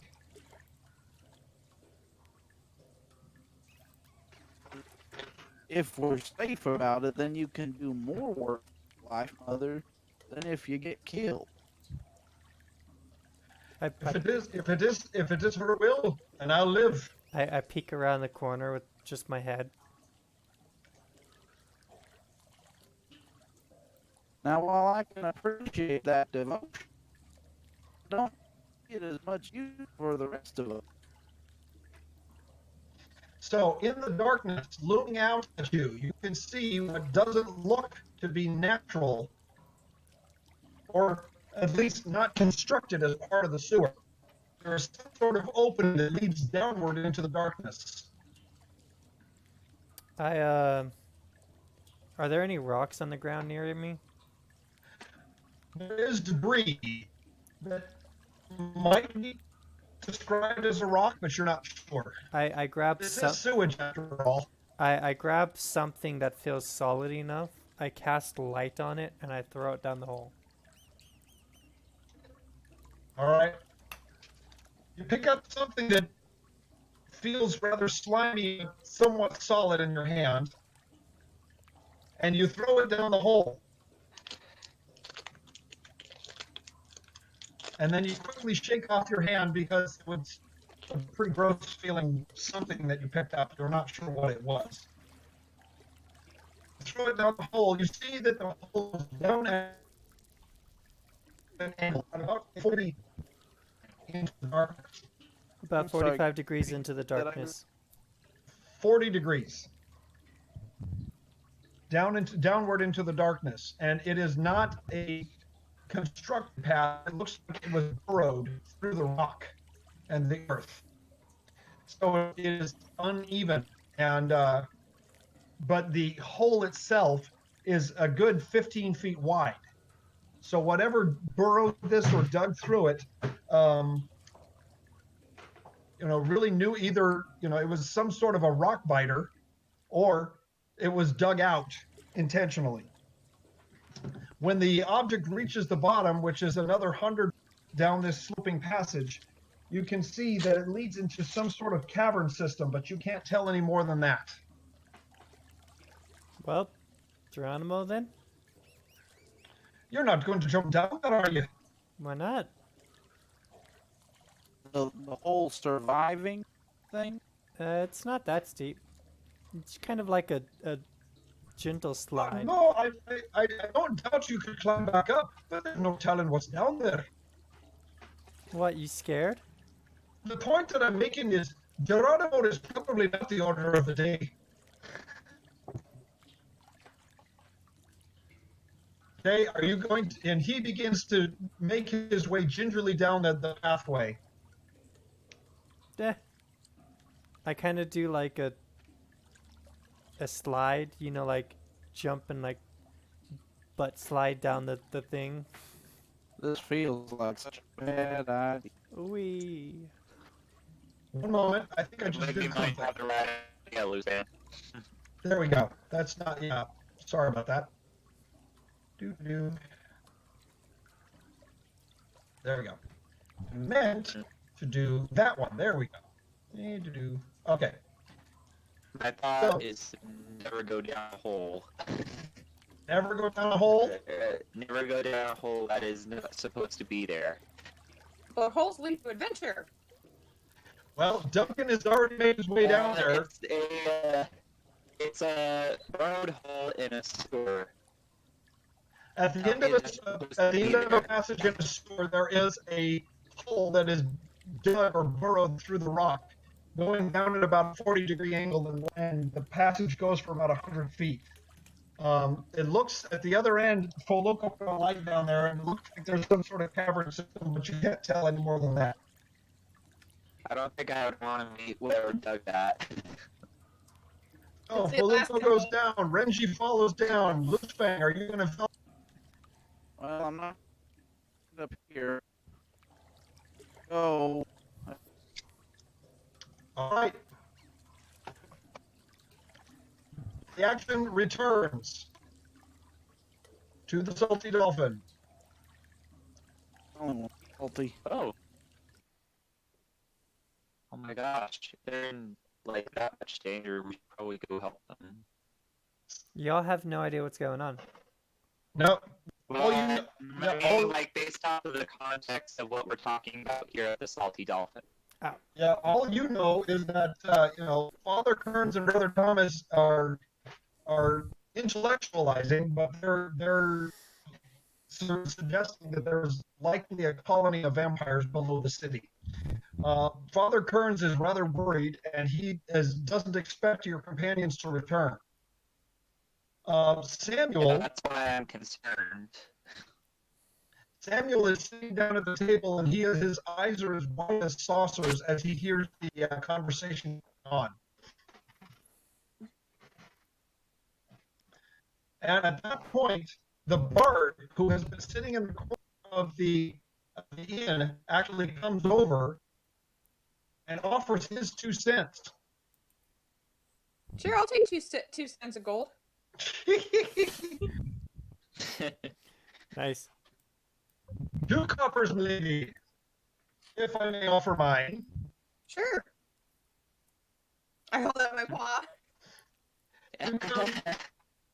The state of your clothes, the state of your fur. You've been out in the ocean or you were down in the sewers. He approaches and he says, "If you don't mind," and he sniffs at your shoulder. And I believe it's the latter. Yeah, you'd be correct. That is definitely correct. And so then he turns to Father Kearns. He says, "Vampires on the loose." So it's confirmed. And Father Kearns says, "You knew about it."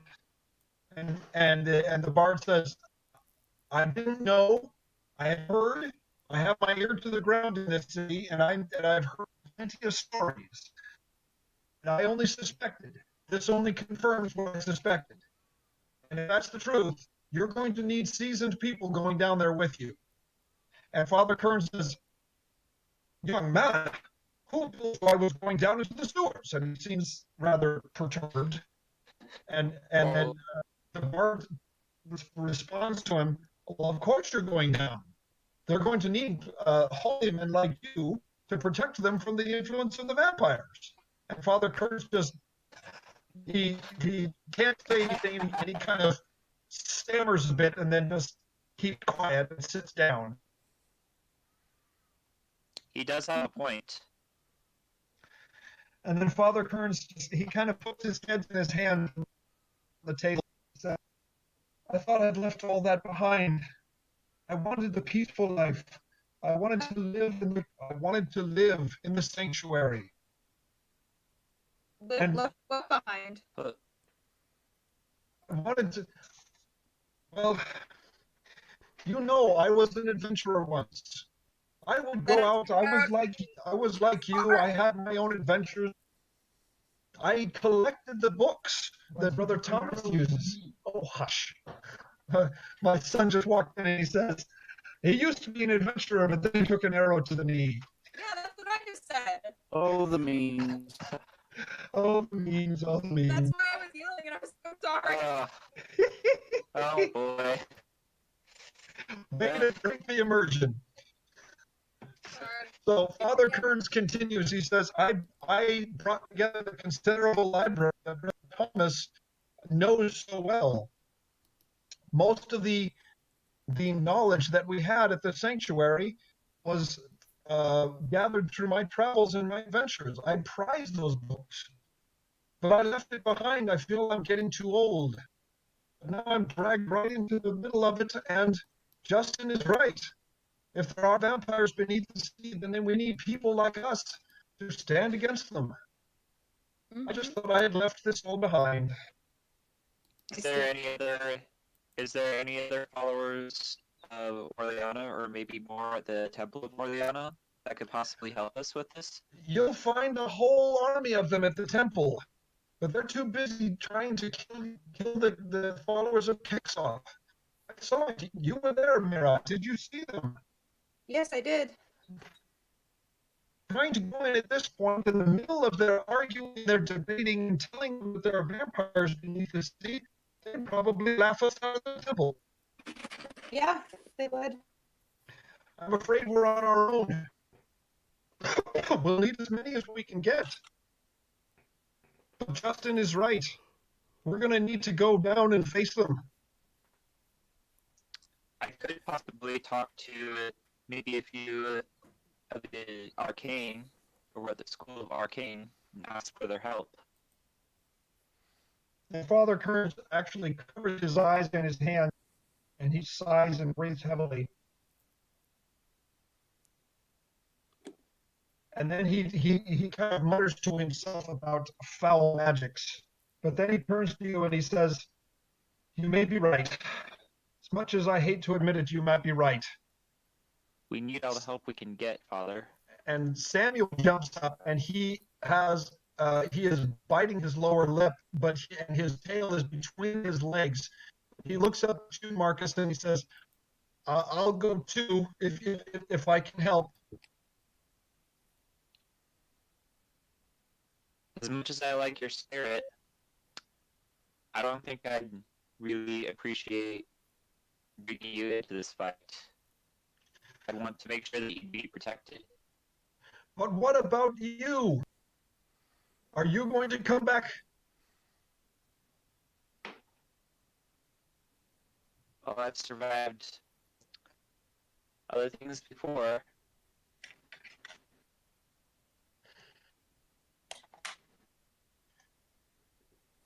And then Father Kearns turns to Brother Thomas and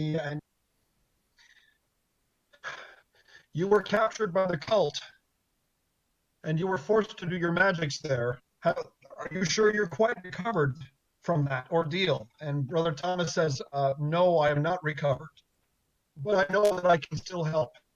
I will go." And Justin claps them both on the back and says, "There's the brave ones that I remember. Come into the breach, my friends." And he leaps over the table heroically and marches out the door. I follow.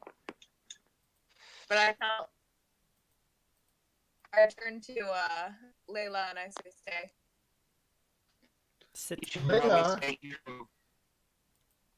Layla looks up at you, Mira, and then her hand comes up and grasps the pendant around your neck. And she looks up at you, and you see her eyes flash briefly. You see Layla's eyes flash briefly as she holds the pendant. And she looks up at you and she nods, and then she goes back and sits down at the table. Samuel, I'm going to need you to help take care of Layla, all right? And Samuel, his lower lip is trembling a little bit, but he nods at you and he says, "Okay, I'll stay here." And with that, That's a good brave lad. the group leaves the tavern and makes their way. So let me copy this group just a moment.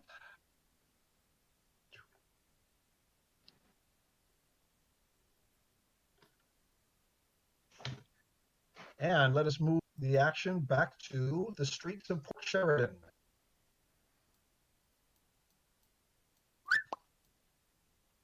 And what was that? That was a whistle and a pop. A whistle and a pop. Yep. All right.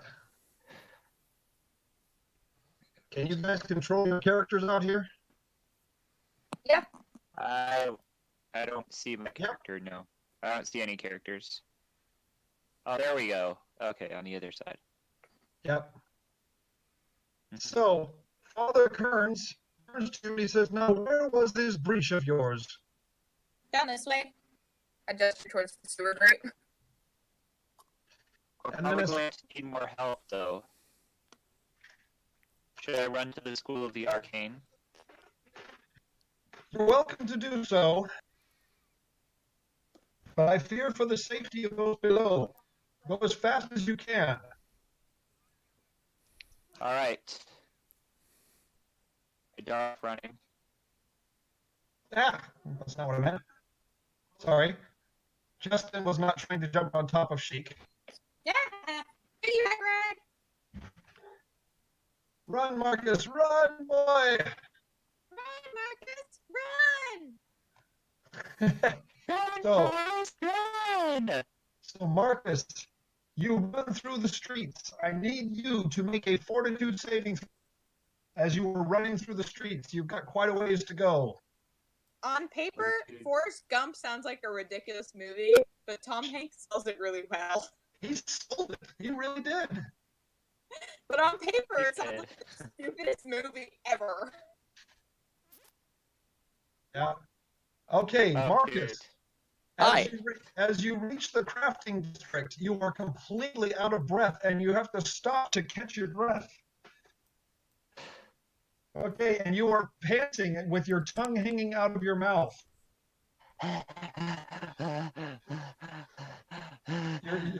It's not The his last- fault. He's a dog. He can't sweat. The last time you ran like this is when you were running in a panic away from the troll, and Mira had to chase you down. Well, he could always get on all Yeah. fours and run. You could You get lost on all your control fours, system. but your bone structure is not made for. Oh, of course not. I'm bipedal. Yep. All right. At that moment, we are going to move back to the action, back to the other half of the party, as we move to. Hold on, let me get there. How many times can the DM say move in one sentence? Indeed. So let me do this.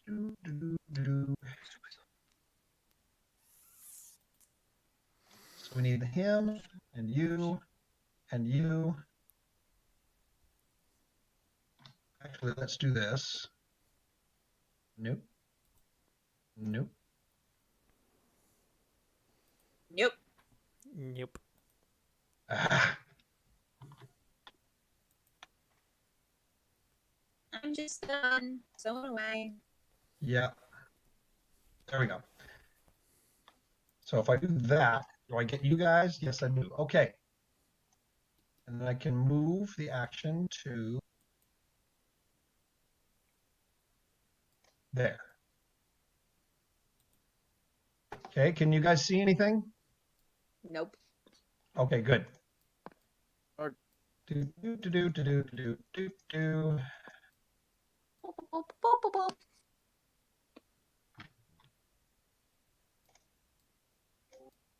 Okay. So the four of you have emerged at the bottom of the at the bottom of the passageway into a dark cavern system. Is a slimy, what looks to be a slimy piece of apple core on the floor here that is glowing brightly. I pick it up and I throw it further. Okay, where are you going to throw it to? This way? Okay, give me a strength check.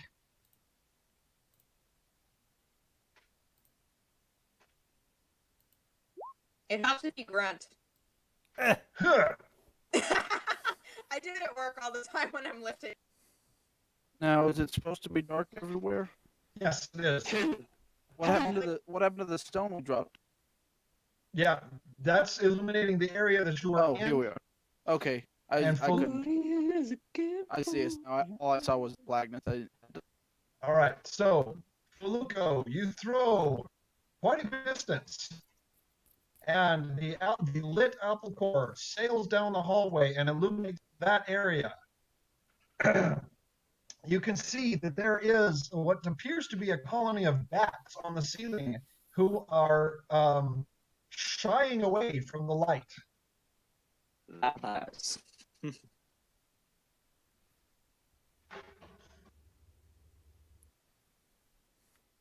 Cool. Well, Or just bats. All bats do that too.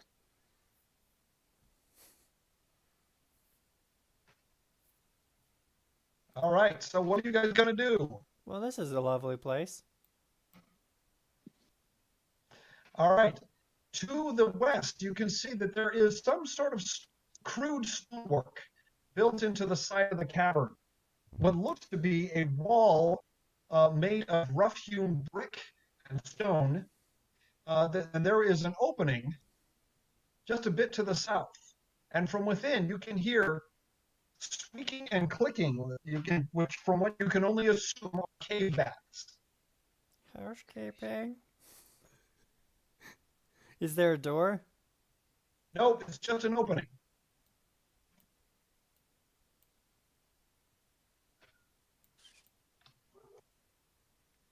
Okay, and you can see into the room.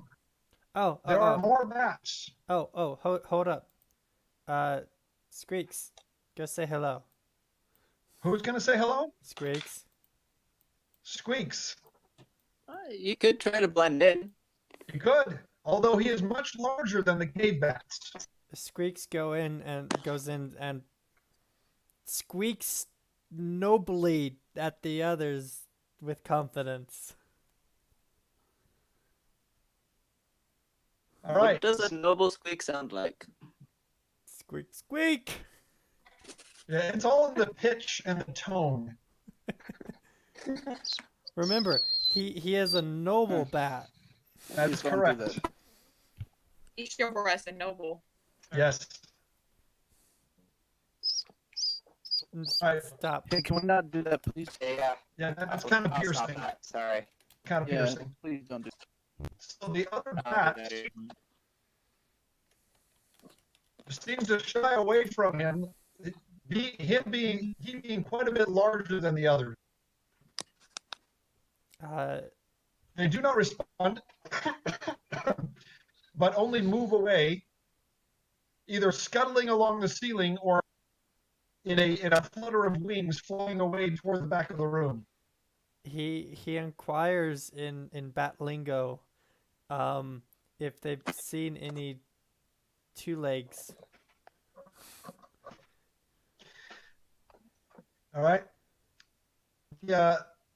The three of them are still shying away from him. The one on the south wall here.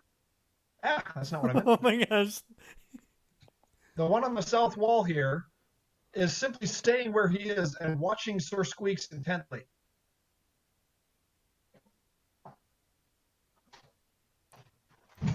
Hello? Great. So Duncan, at this point,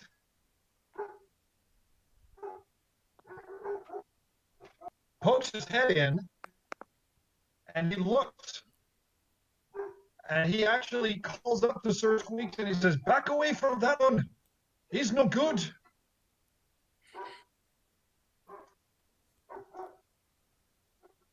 Squeak? And then this bat here scrambles along the ceiling and glares down at Duncan evilly. Faluco kind of like motions his hands like to keep everybody back. And then Duncan says, You can show yourself. I know who you are. Squeaks. Hiding among the other bats. Squeak, squeak. It's some clever, more. but it's not going to fool me eyes. Squeak, squeak some more. Squeak.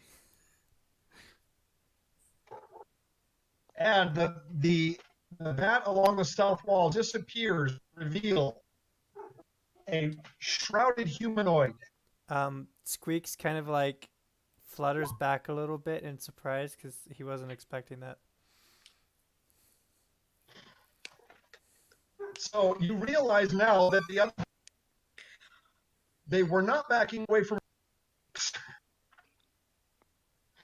You're gonna have but to they say were that. backing away from this creature who was not one of their own. Duncan immediately jumps forward and attempts to tackle the vampire. Oops. So he's going to make a grapple check.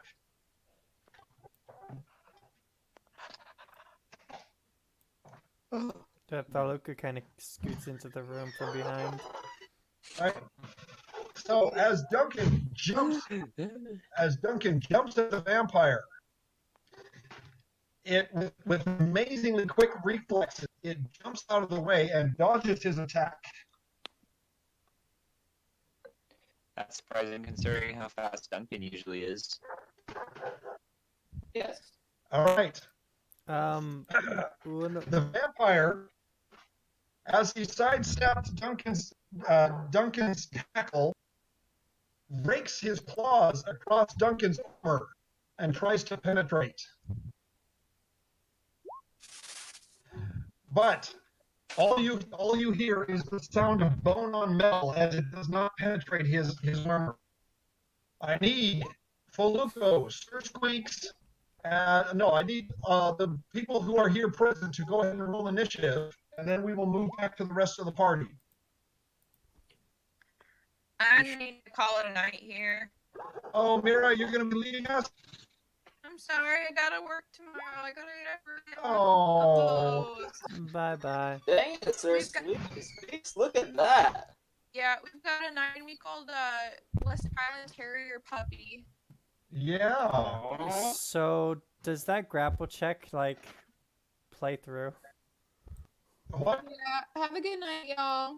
Good Thanks night. for coming, Mira. See you later. So as the vampire went to like rake his claws against Duncan, Sir Squeaks tried to like grapple the vampire and rolled a 22. The grapple check that needs to be on your turn, but considering he got such a high initiative roll, I may let that happen. But let's add in the initiative here.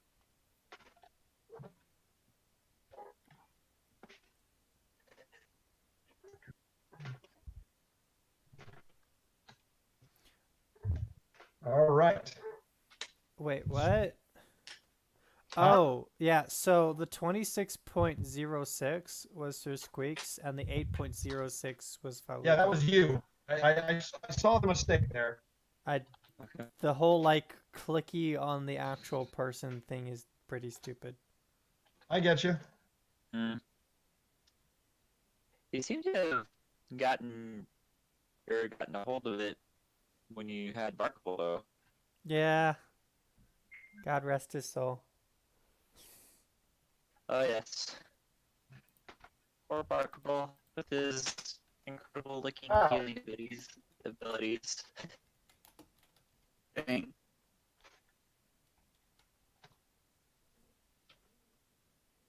And his lovable, lovable, adorable nose. Oh my gosh. What is happening? What? The vampire rolled his initiative.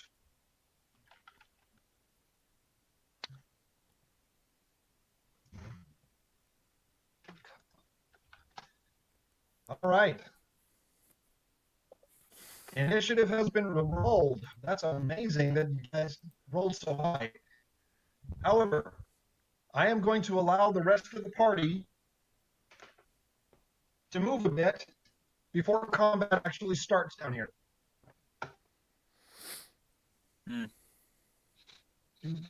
How much?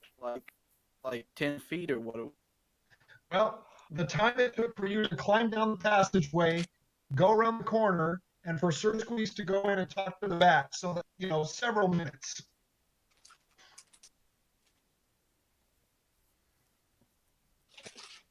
Oh boy, look, we're in two places.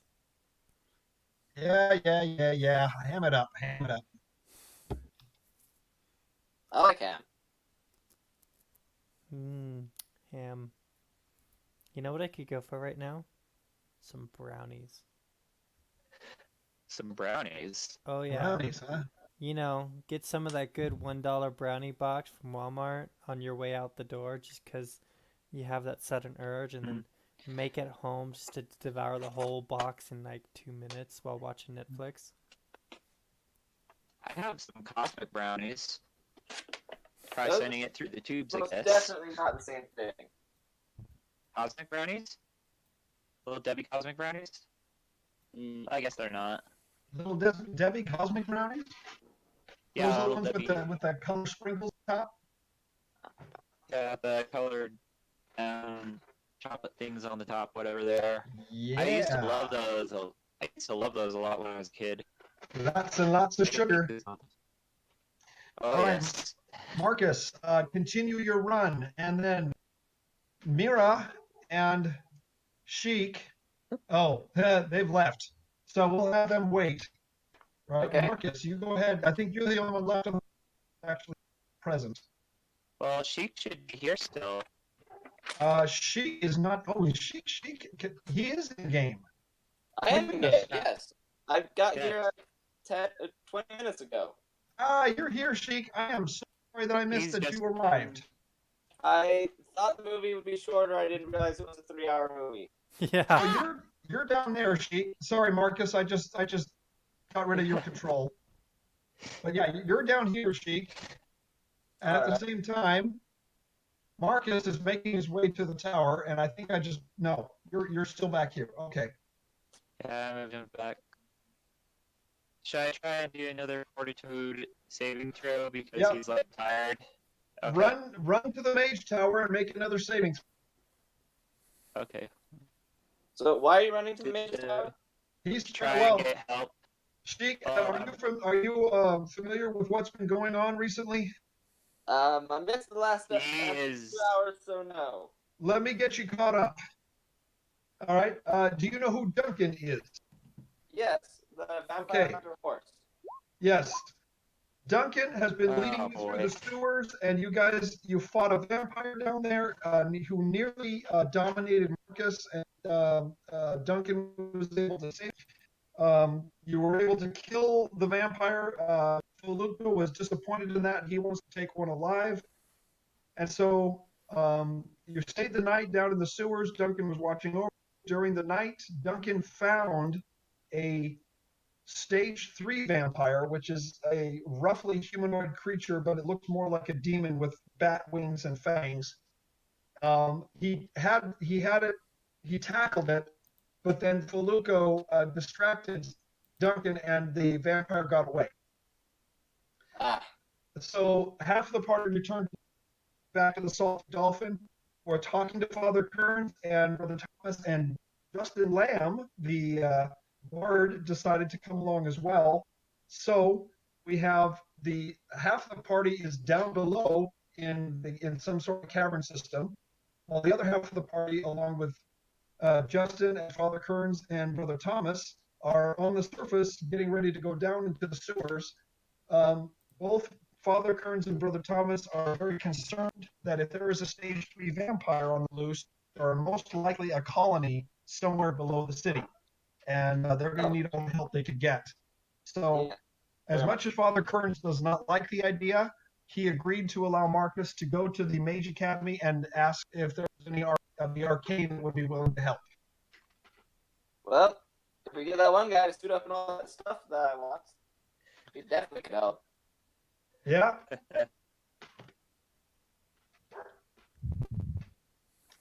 So you could.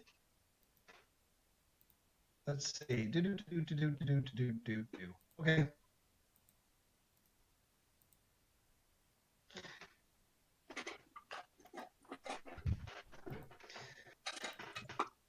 Okay, so Marcus, what are you going to do? You have a couple of minutes before combat actually starts. I'm all the way over here next to the Mage's Tower. I just did a fortitude saving throw to try to reach the Mage's Tower. Yeah, I saw that, and so yeah, you're panting heavily at the Mage Tower, and you can see the two guards that you saw earlier, and you can see the shop off to the east, and the great Mage Tower, 10 stories tall, stretches before. You are unable to speak anything at this point, and so the guards are actually looking at you rather curiously. They obviously know who you are because they saw you the day before, but they're not sure why you have returned and why you're so worn out. I'm panting heavily, like trying to get their attention. Yes, what is it? What is it? My friends back there need help. Something wrong. Vampires. Someone need help. My party members need help. Vampires.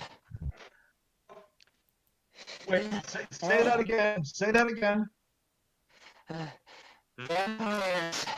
He did say vampires.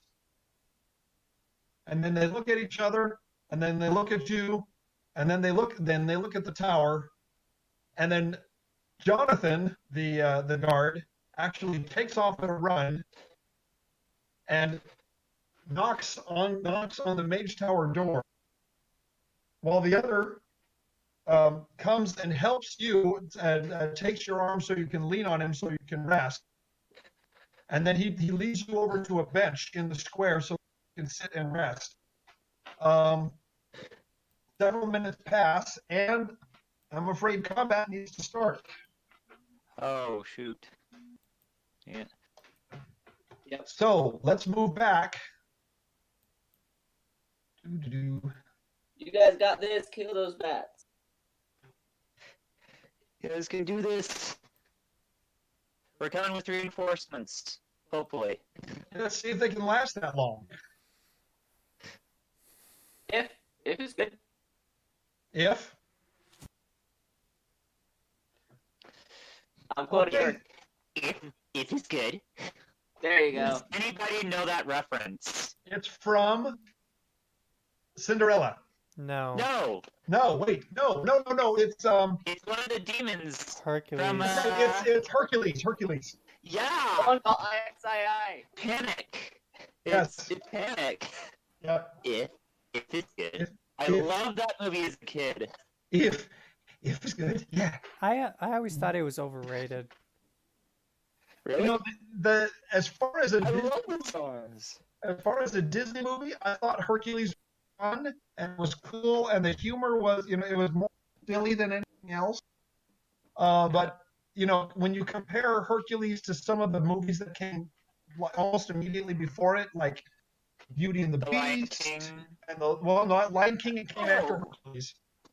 You have Beauty and the Beast, and then shortly after Hercules came The Hunchback of Notre Dame. Which was a fantastic movie. So you have Hercules Yes. sandwiched in between those, and Hercules kind of pales in comparison, in my mind.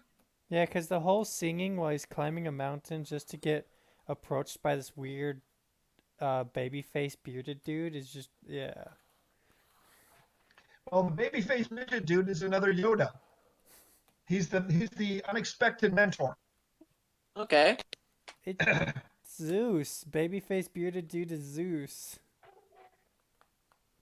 Like, no, anyway, off topic. At any rate. So, the vampire, taking a quick survey of his competition, realizes that Duncan is most likely his strongest opponent. And so, the vampire disappears in a puff of smoke and reappears on the other side of the room.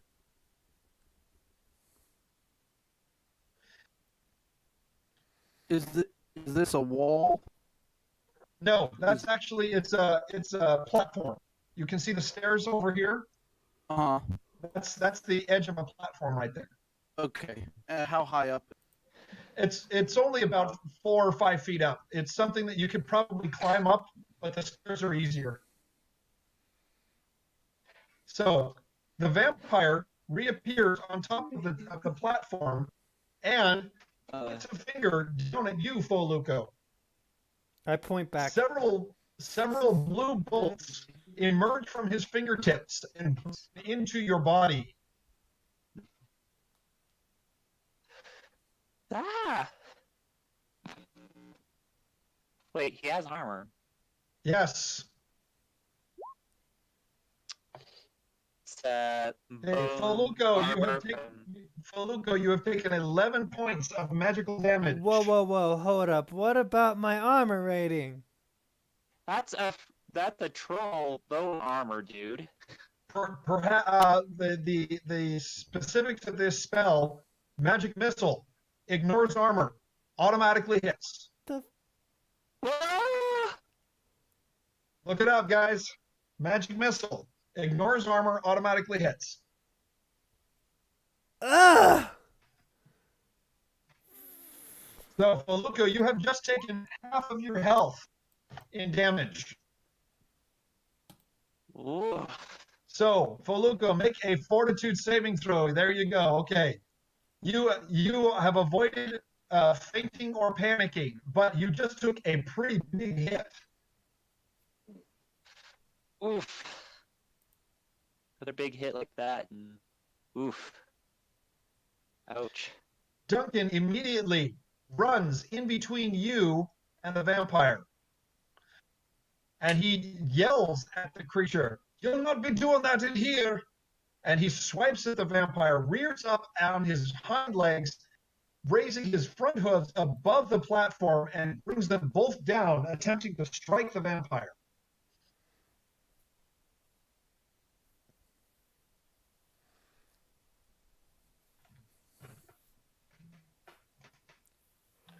Oh, wait a minute. Holy That's not what I meant. That's not what I meant. Freak! Ignore that. Ignore that. That would have been a massive hit. Well, it was a 3d20. I forgot I left the 3 in there. Sorry. Oh. Hey, I like it. Okay. But that is still a hit. Good. So,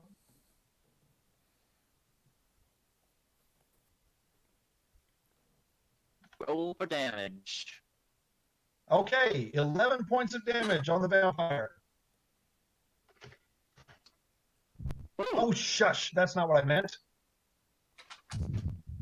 Okay, a lot higher There. health than that. Yes. All right. Sir Squeaks, it is your turn. His grapple check Nice, way Sir back. Squeaks. Say that again. His grapple check, like, do I have to re-roll that, or is it still 22? 22 will not grapple this thing. His combat maneuver defense is higher than that. Oh. So if you want to take another action, I'll allow you. But if you want to grapple, you have to stick with that roll. Eh. Ah. Exactly. This He tried. this tried. weak little strike. All right, Loose Bang. What are you gonna do? Alright. And what are the squares? Say that again. The squares, these are 10-foot squares, or These are are they 10-foot squares. Yes.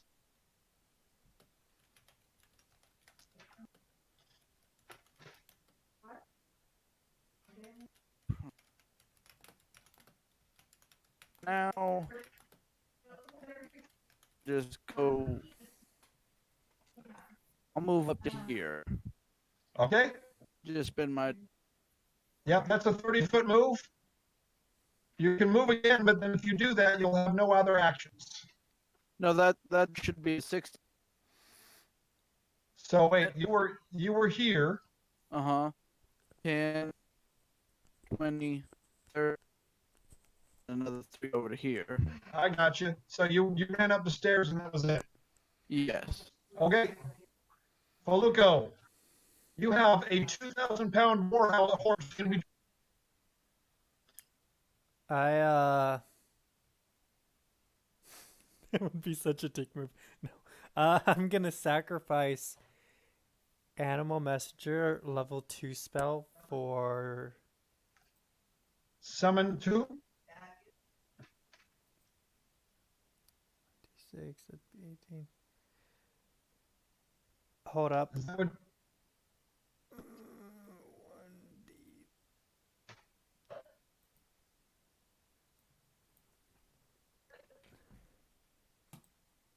Woo! 3 wolves. Yeah. So Bring you're the summoning wolves. three level 1 wolves. Yes. Nice. Good Oh job. yeah, buddy. But That's going to be the thing. fun. You can, you get high enough, you're going to be able to summon your private army. Right behind that piece of turd. So where are you summoning? You need to be able to summon to to a place you can see. Right there. You can't see that spot. I can. There's a 2,000-pound warhorse between you and there's a platform also.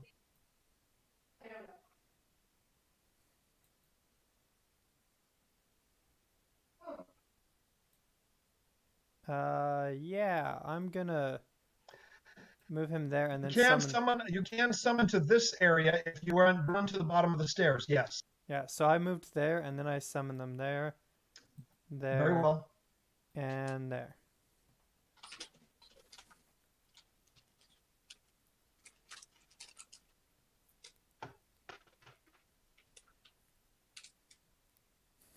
Barkable sins is love. Indeed.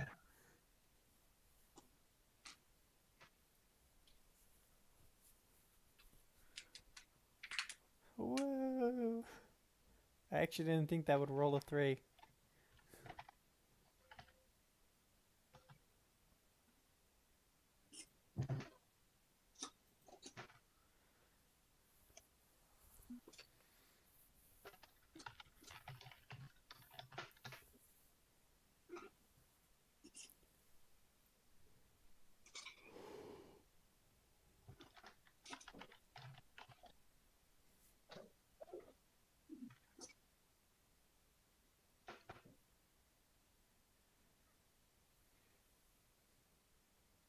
All right.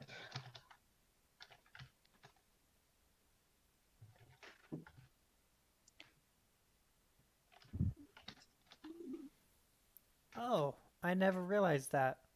Whoops. Wolves that land a bite attack can attempt to trip the opponent as a free action. Nice. That's cool. If the attempt fails, the opponent cannot react to the trip. Cannot what? If the attempt fails, the opponent cannot react to the trip the wolf. So the opponent doesn't get to attack back. Yeah, he doesn't get to react to it. Wolves, what is their initiative bonus? Is it 3? Initiative bonus is +2. +2, okay.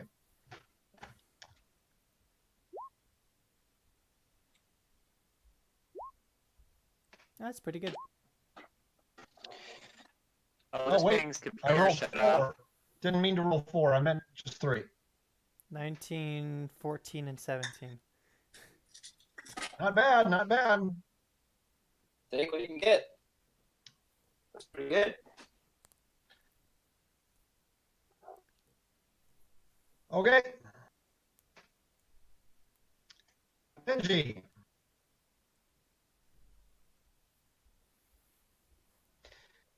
It's young. With a war cry, Reggie rushes into the room and literally jumps up on top of Duncan, using him as a platform to jump up onto the ledge. Roll a jump check. You might say a pommel horse. Pommel horse, exactly.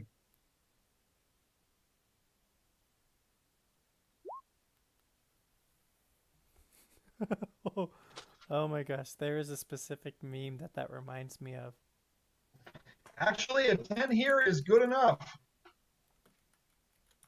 So Reggie actually lands in the same space as Sir Squeaks. Sir Squeaks, make a reflex saving throw. And while Reggie does the same.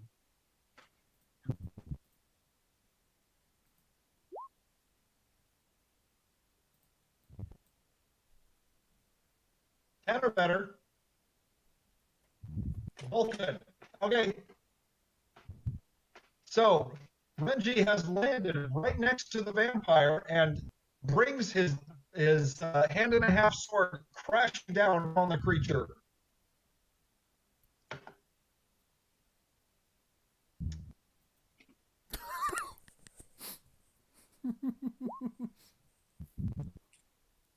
Oh my gosh. He rolled a nat 1. No. Nope. So Renji is unable to strike the creature, and after his heroic, didn't do any damage. All right, top of the order once again. And the action returns to the other half of the party.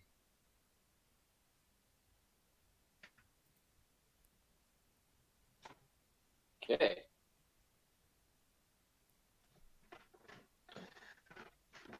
After a moment, Marcus, the other guard returns from the tower and comes down to look at you.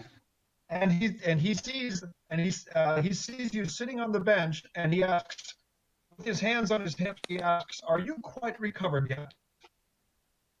Yes, I am, but I really need to speak to the head mage. My friends are in danger.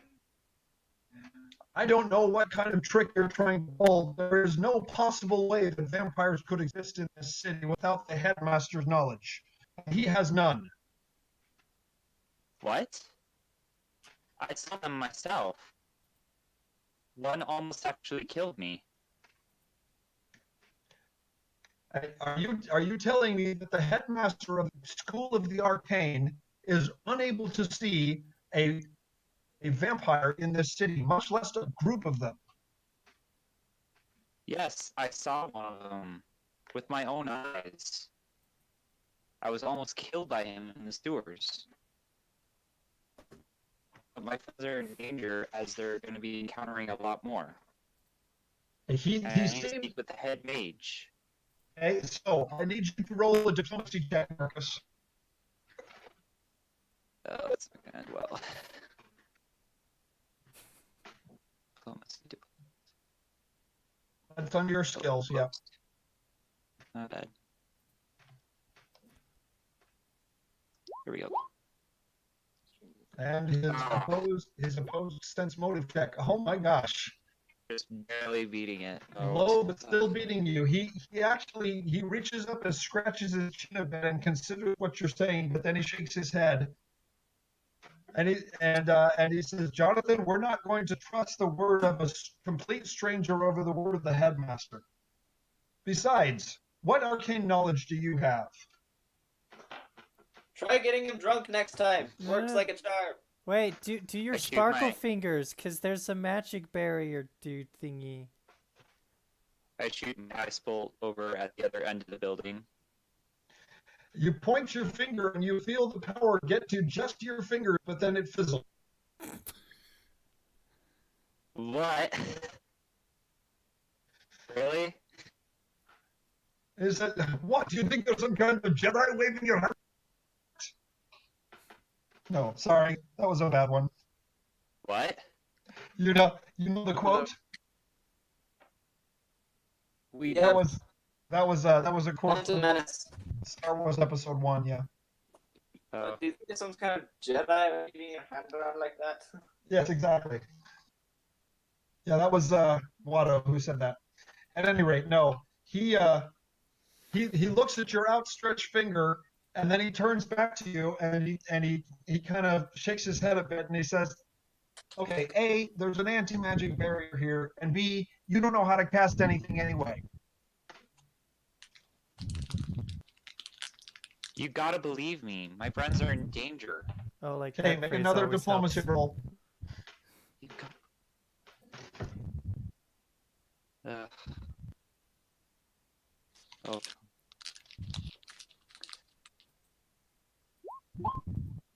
Ah, okay. Not one. No. So many. So he bows his head. He hangs his head with his eyes tightly shut, and he just shakes his head back and forth. I I don't. have to speak with him. I spoke with him the other day. He says, "I don't think you're lying. I think you believe you saw what you saw. I don't think you really saw what you saw, but you're not lying." So that puts us in a bind. Hmm. I can't let you in to see the headmaster. You have to be invited by him, and you don't have an invitation. I take the bandana off my head. Well, maybe perhaps I should try something else then. I try shooting another ice bolt over at the opposite end of the wall with the bandana off. Okay. And again, you can feel the power going through your fingers, and this time you actually get you get a shower of frost emanating from your fingers that comes and falls to the ground. And then actually, the guard is looking at you, and his eyes are wide.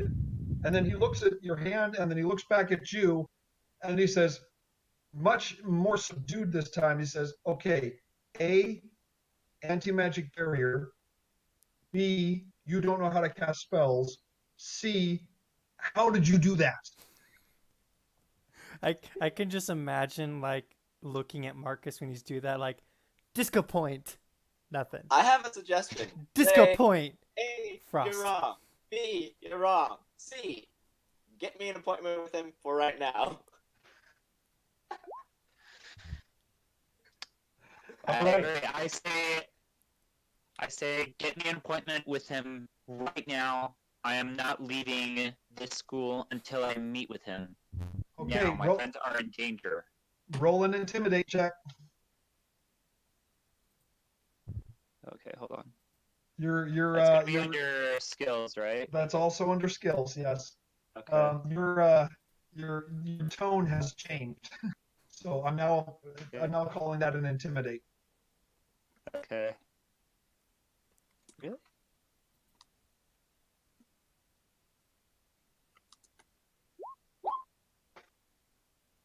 Oh gosh. Why? Ah! Why? I don't take kindly to demands. If it's so important to you, you can wait here. I can't guarantee any time where if or when you will get an invitation. If your friends are so in danger, I suggest run and help them. Ask to bring him with you. I stand up and grab his cloak. Listen to me. My friends are in danger. I am not leaving here until I have an answer. All right. You are actually grabbed from behind by the other guard.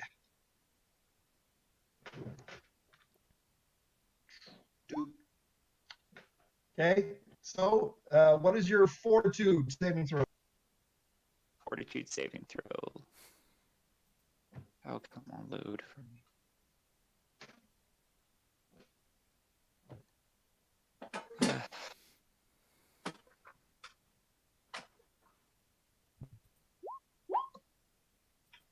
Okay.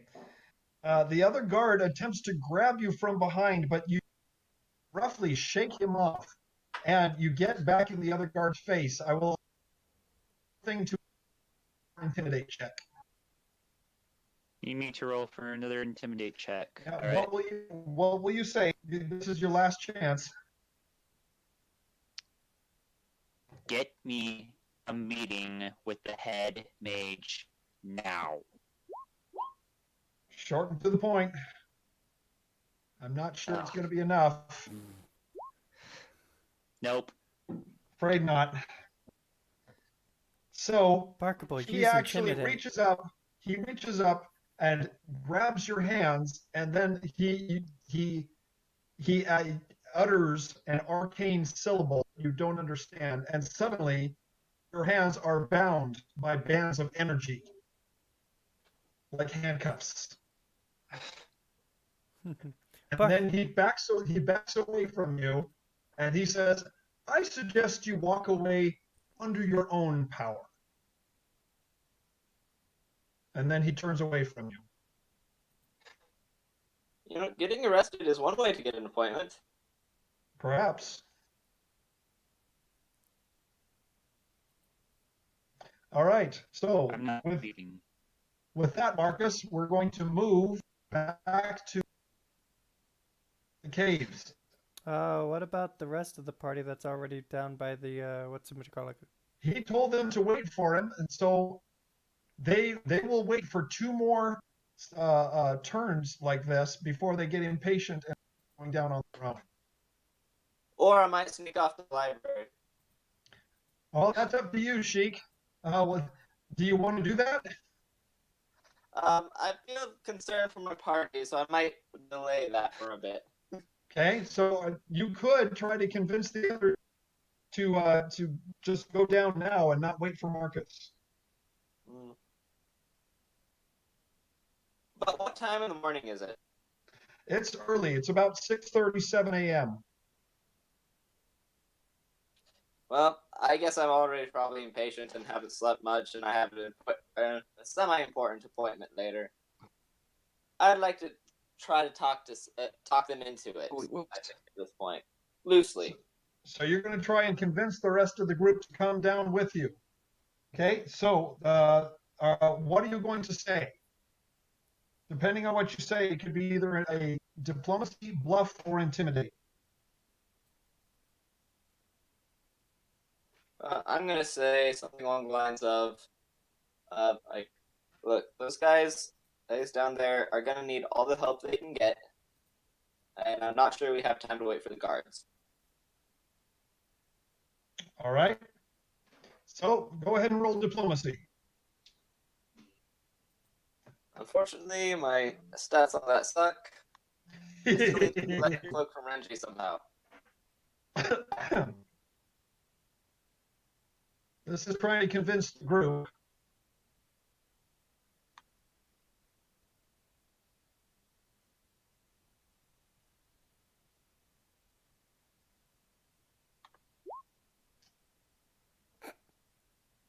So Father Kearns turns to you and he shakes his head and he's, you don't know what's down there. You haven't encountered these creatures but once. And if there is a stage 3 vampire down there, even our little group won't be enough to overpower him. We need the city guard.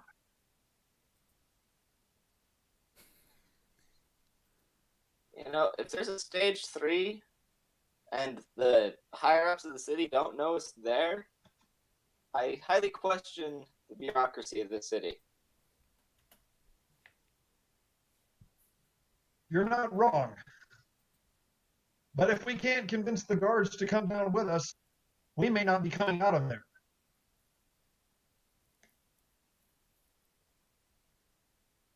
Meanwhile, we return to combat. Just right when Loose Fang got back. Perfect timing. All right. The vampire, sensing that he is about to be surrounded, takes a single step backward and attempts to swipe his clawed fingers at Sir Squeaks. Roll attack. Indeed. Two of them, actually. Hey! Sir Squeak's class is 17, is that right? 20. Oh, wait, it's 20? Yep. Oh, so, okay, so the first one did hit.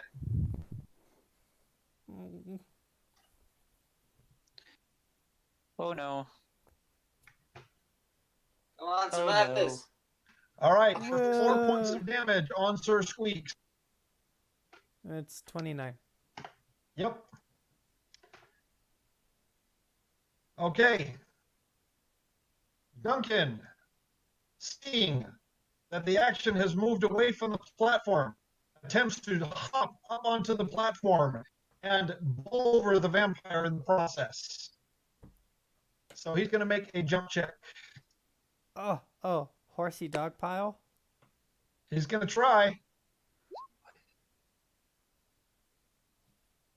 But while he succeeds in getting his front hooves up on the platform, his back hooves slide and slip on the edge and come crashing down to the floor. So he face plants into the vampire. No, he's got his front hooves down on the platform, so he doesn't face plant. but it's enough for him to try and get a bite on the vampire.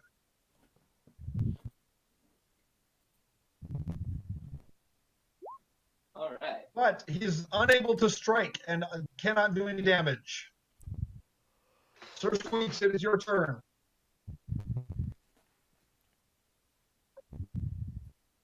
Hmm. 1 second.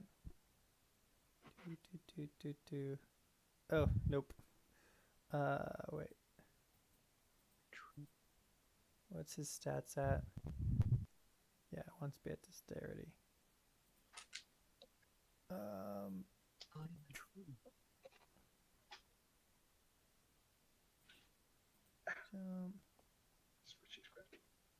Wow, is it already 11:35? Wow. Just about. Yep. Oh man. Okay, This so one was getting good. We've got 25 minutes. We can make it good. I know. Just when it was getting good. does that hit? No, actually, it does not. Oh, we're screwed. Come on. If that doesn't hit, we're screwed. Good luck, Duncan. Oh. All right, Oh boy. Mr. Wolf, number 1. Where do you want to go? There.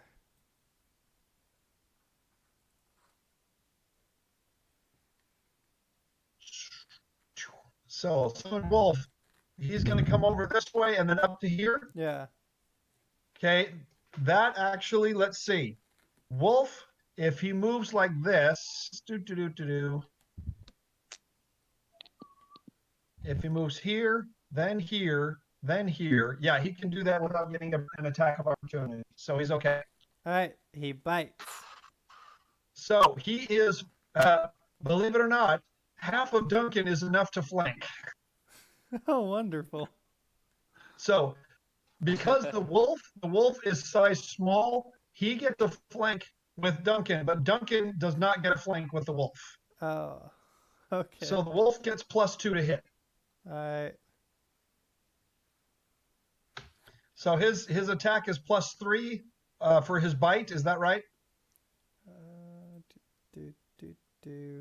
Yes. I believe that's correct. Yeah, +3. So he gets a +5. And that is enough to hit. Whoa. That's barely enough to hit. So Oof.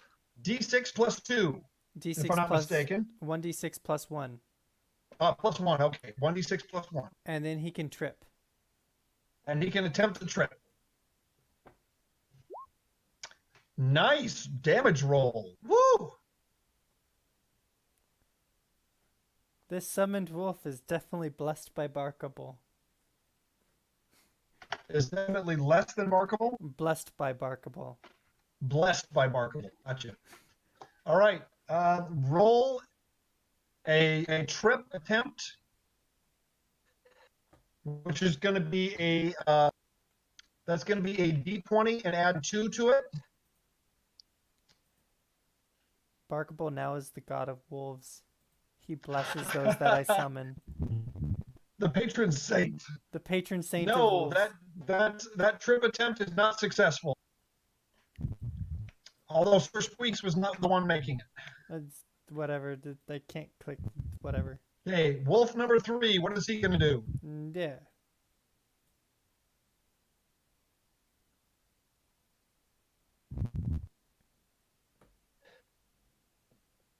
All right, and you're saying he will also attempt an attack? Yeah. Okay. He does not get a flank. And he does not get a hit. Wait, are these squares allowable? They are open, yes. Oh, I thought that was wall. The wall is at the far end of the square, so the square is about 6 feet wide. But yes, you can go into it.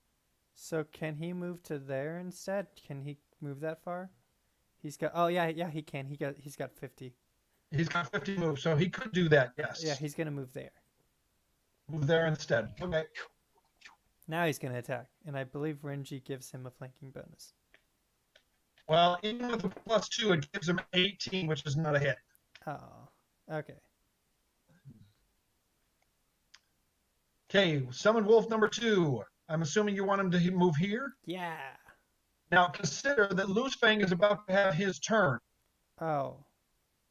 So if you want to leave him an opening, that may be the only opening he has. Let's see. 1, 2, 3. Can he move Okay. there? You can do that, yes. It will provoke an attack of opportunity. What if he moves there, there, there, and then there? Yeah, moving through that square is what provokes the attack. Okay, can he move into that square? He can move into it, but can't stay there. Okay, he'll move into it for this turn. What I'm saying is he cannot end his move in that square. Oh, well then he's at least gonna move right there then. Okay. Can you take a swipe while moving? Say again? Can you take a swipe while moving through? So are you saying move here and then swipe? No, he cannot attack and then move again. There is a feat that you can get that's called Spring Attack, which allows you to move, then strike, then move again, but you actually have to take that feat. Ah, never mind then. All right, Loose Fang, your turn. All right. Well, nice and open. I think I'll head there if possible. Yep. Nothing stopping you. Except probably my inability to hit. Well, the one wolf hit with a 22. So if you can get 22 or better, I can guarantee that you will hit. Well, there's the rub. There's the rub. Alrighty. Well, let's go ahead and use my crook and hit the.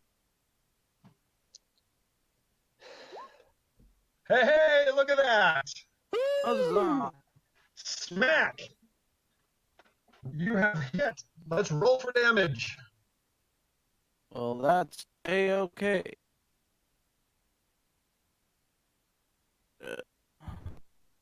So this is a stage 2 vampire, right? Yes, this is a stage 2. So he's still intelligent? Yes. Capable of speech, capable of reasoning.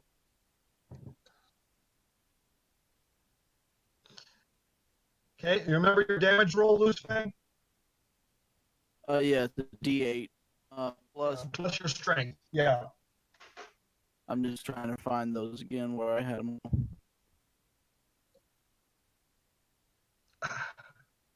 Strength plus. Yeah, your strength bonus is 2. So it'd be a D8 plus 2 is your roll for damage.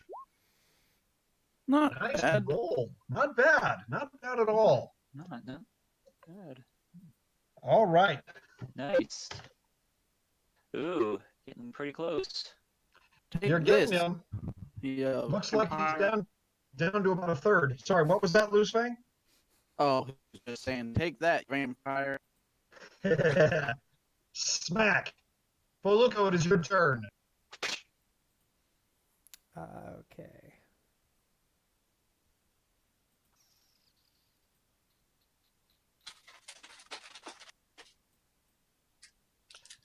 If you're going to go up on the platform, you have to make it. You have to run around Duncan and then do a jump check to get up there.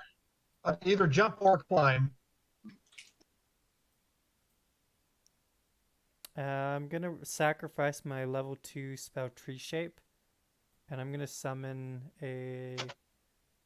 not 3 wolves. I'm gonna summon a dire badger, right there. A dire badger.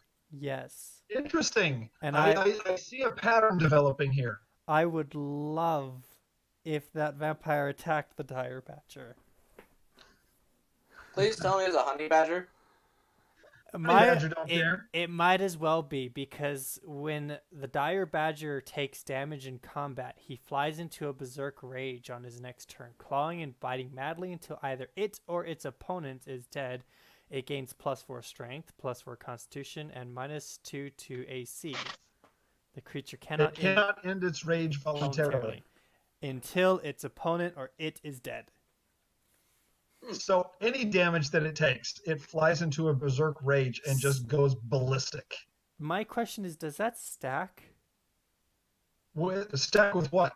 If it takes damage and then takes more damage, will it get 4 more strength on top of the +4 strength? Oh. No. Once it's in rage, then it's always in rage, and then that effect continues. So it's not the Hulk. It doesn't continually get more stats with No. the more damage it takes. Yeah, well, with the Hulk, the more you damage it, the more mad he gets.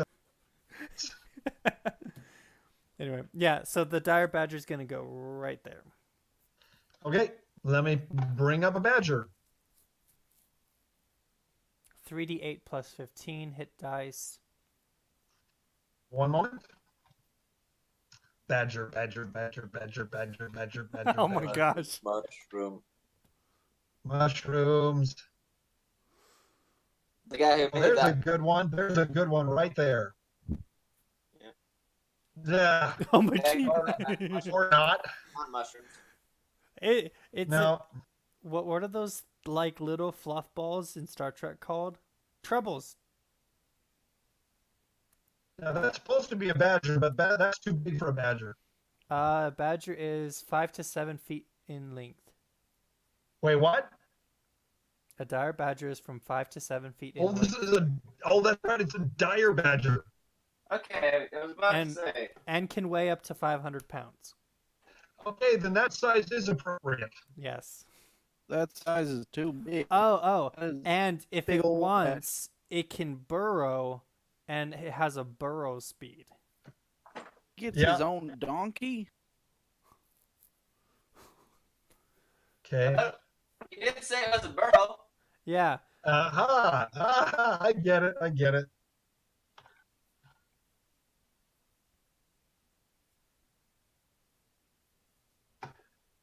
All right. So,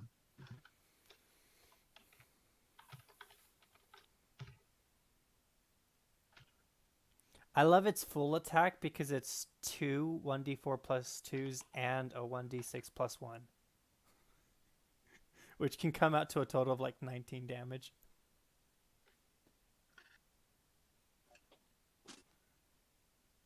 +3 initiative. Oh my gosh, did you name it Badger, Badger, Badger, Badger? Look What at is, the next entry. what is Mushroom Mushroom? Yeah. Sorry. Sorry, not sorry.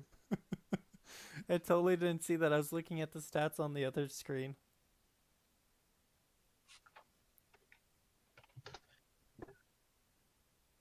Oh, wow, that's a pretty terrible. Yeah, he rolled in that one for his initiative. Well, at least he comes next. All right. Yep. Renji is going to take a swipe at this vampire Does he get with his blade. Does he get a flanking bonus? Not with the wolf, no. Wolf is too small. Poor little The tiny wolf, on the wolves. other hand, will get a flanking bonus. Yeah, and Renji is, again, unable to cause any damage to the vampire. The badger, on the other hand, so he has a claw attack. He has 2 claws and a bite when standing still Right. as a full attack. If he takes a full round action. Yes, which he will. By the way, I feel like there should be like some epic boss music going. Say that again. I feel like there should be an epic boss music going. The claws music? What? Boss. Epic boss. Oh, I mean, I think the music's pretty epic.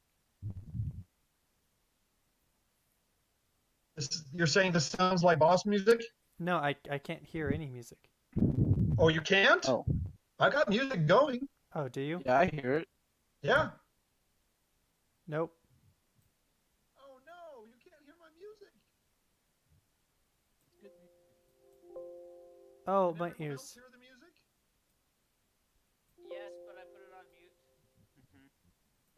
Oh, okay. Well, maybe you can explain to Foluco how to unmute it. Maybe he's got his music muted.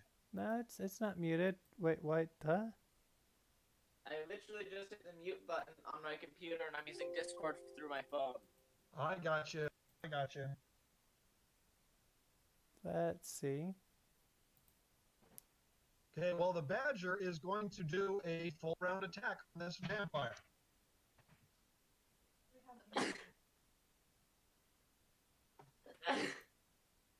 So 2 at +4 and 1 at -1.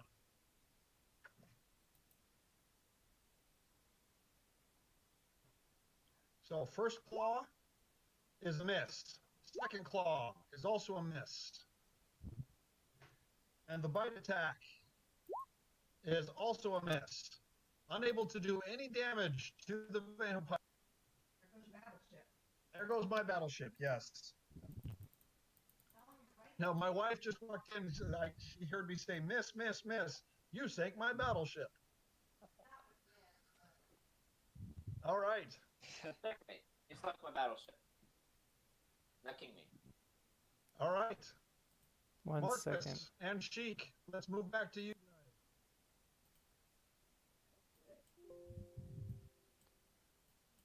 Okay. All right. Sheik, let's go you first. What are you going to try and do? I'd suicide to go down into vampire-infested tunnels by myself. You are going to go down by yourself? Not. I think I will try and go find Marcus and see if I can expedite his process, since I know where he went. So okay, so you know that he went to the academy, to the mage academy. So you're going to run your way over there. Yes. Okay. So we're going to run you halfway over to the crafting district. All right. So move yourself up there and make a fortitude saving throw. Okay, now it says that there's nothing currently playing. Yeah, I turned it off. So can you hear that now? Yes. Okay. Halfway crafting or at crafting? Yeah, move it to the crafting district. That is the halfway point to the running to the tower, and then make a fortitude saving throw. All right. Where's the entrance of that?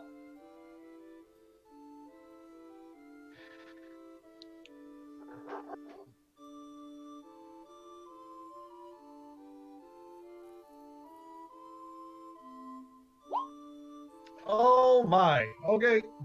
Maybe You are completely winded, and you lean against the side of the building, catching your breath as we move the action to Marcus, who is now magically shackled. Oh, I'm getting there, Marcus. Just give me time. Just Mostly I'm coming because I'm give me a annoyed that it's moment. taking so long. I'm coming to help. Give me a moment. Hey, Marcus, you have upset the guards, and you are now shackled, and you have been asked to politely to leave.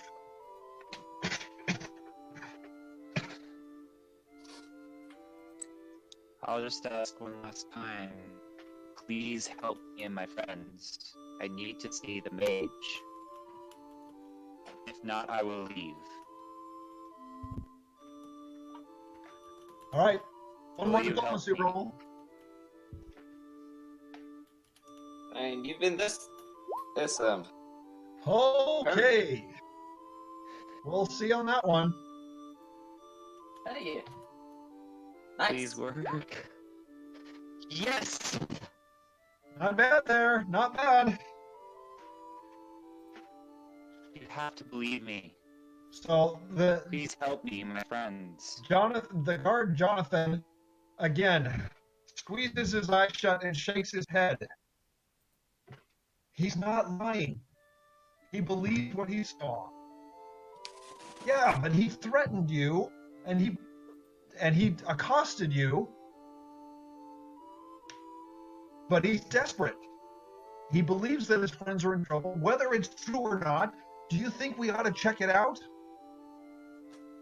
I know the head mage. I met with him the other day. I saw you go in there. I let you in myself and call. I know you saw him the other day, but it's not like you could just walk in here and walk up and say hi. It's a serious matter. Look, Please. if one of us goes with you, will that satisfy you?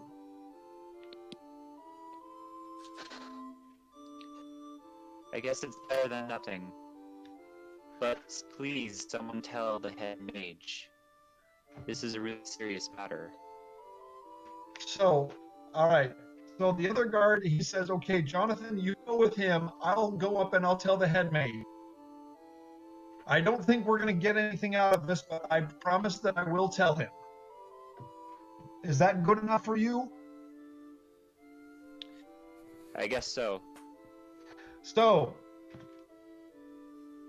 with a word, he dispels the shackles from your wrist and begins to follow you down the path.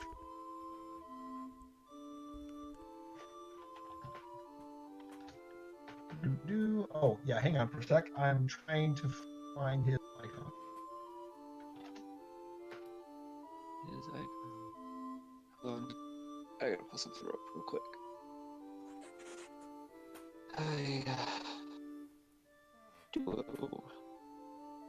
Whoops.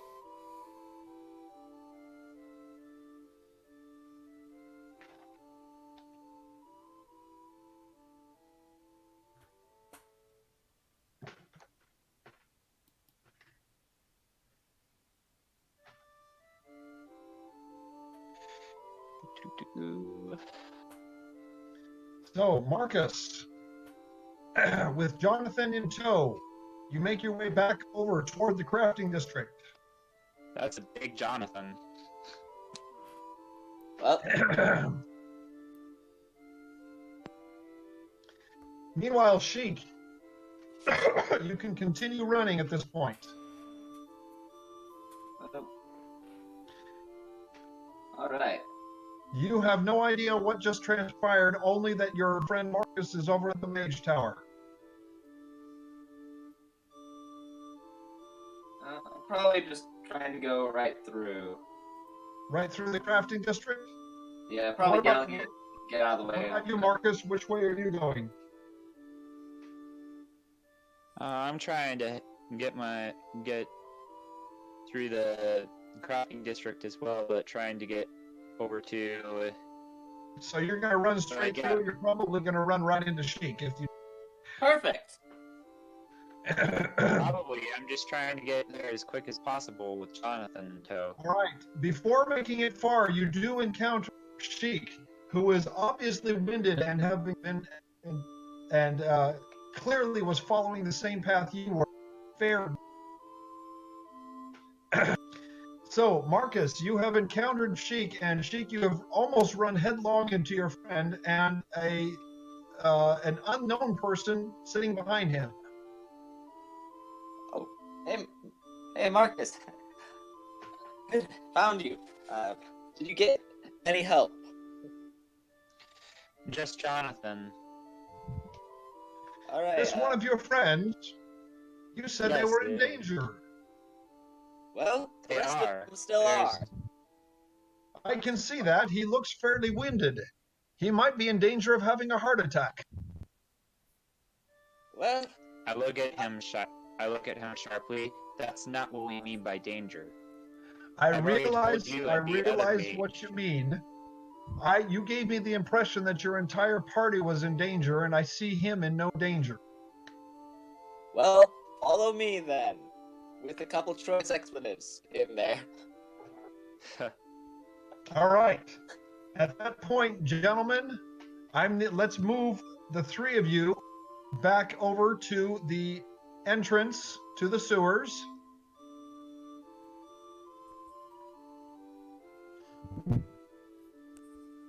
And we will end it there for the evening. Dang. Very much for playing. See you in So- another 2 months. Oh, no. You can do better than that. We can do better than that. We can meet again next week. Yay! I know I'm down. So, here at the entrance to the sewer, we have Jonathan, Sheik, Marcus, Brother Thomas, Father Kearns, Mira, and Justin. All right, and in combat below, we have Renji and Duncan, Sir Squeaks, Foluco, and Loosefang, and an army of creatures as summoned by the druid. And on that note, thank you for playing this evening. We will continue the exciting adventure of Thaylos next week if everybody shows up on time. Now, can I ask, before you leave tonight, can we try and get there by 8 p.m. Central Time so that we can begin on? Yes. Yes, and I will definitely be here I by will, that point. I will It was double check definitely, schedules. Yeah. No pressing engagements, no Easter, no end game coming up in theaters, nothing like that that's coming weekend? I'm Not checking that I my know of. schedule Not right that I know of. now. All right, Foluco, if you want to quit the Nope. stream, you can do that.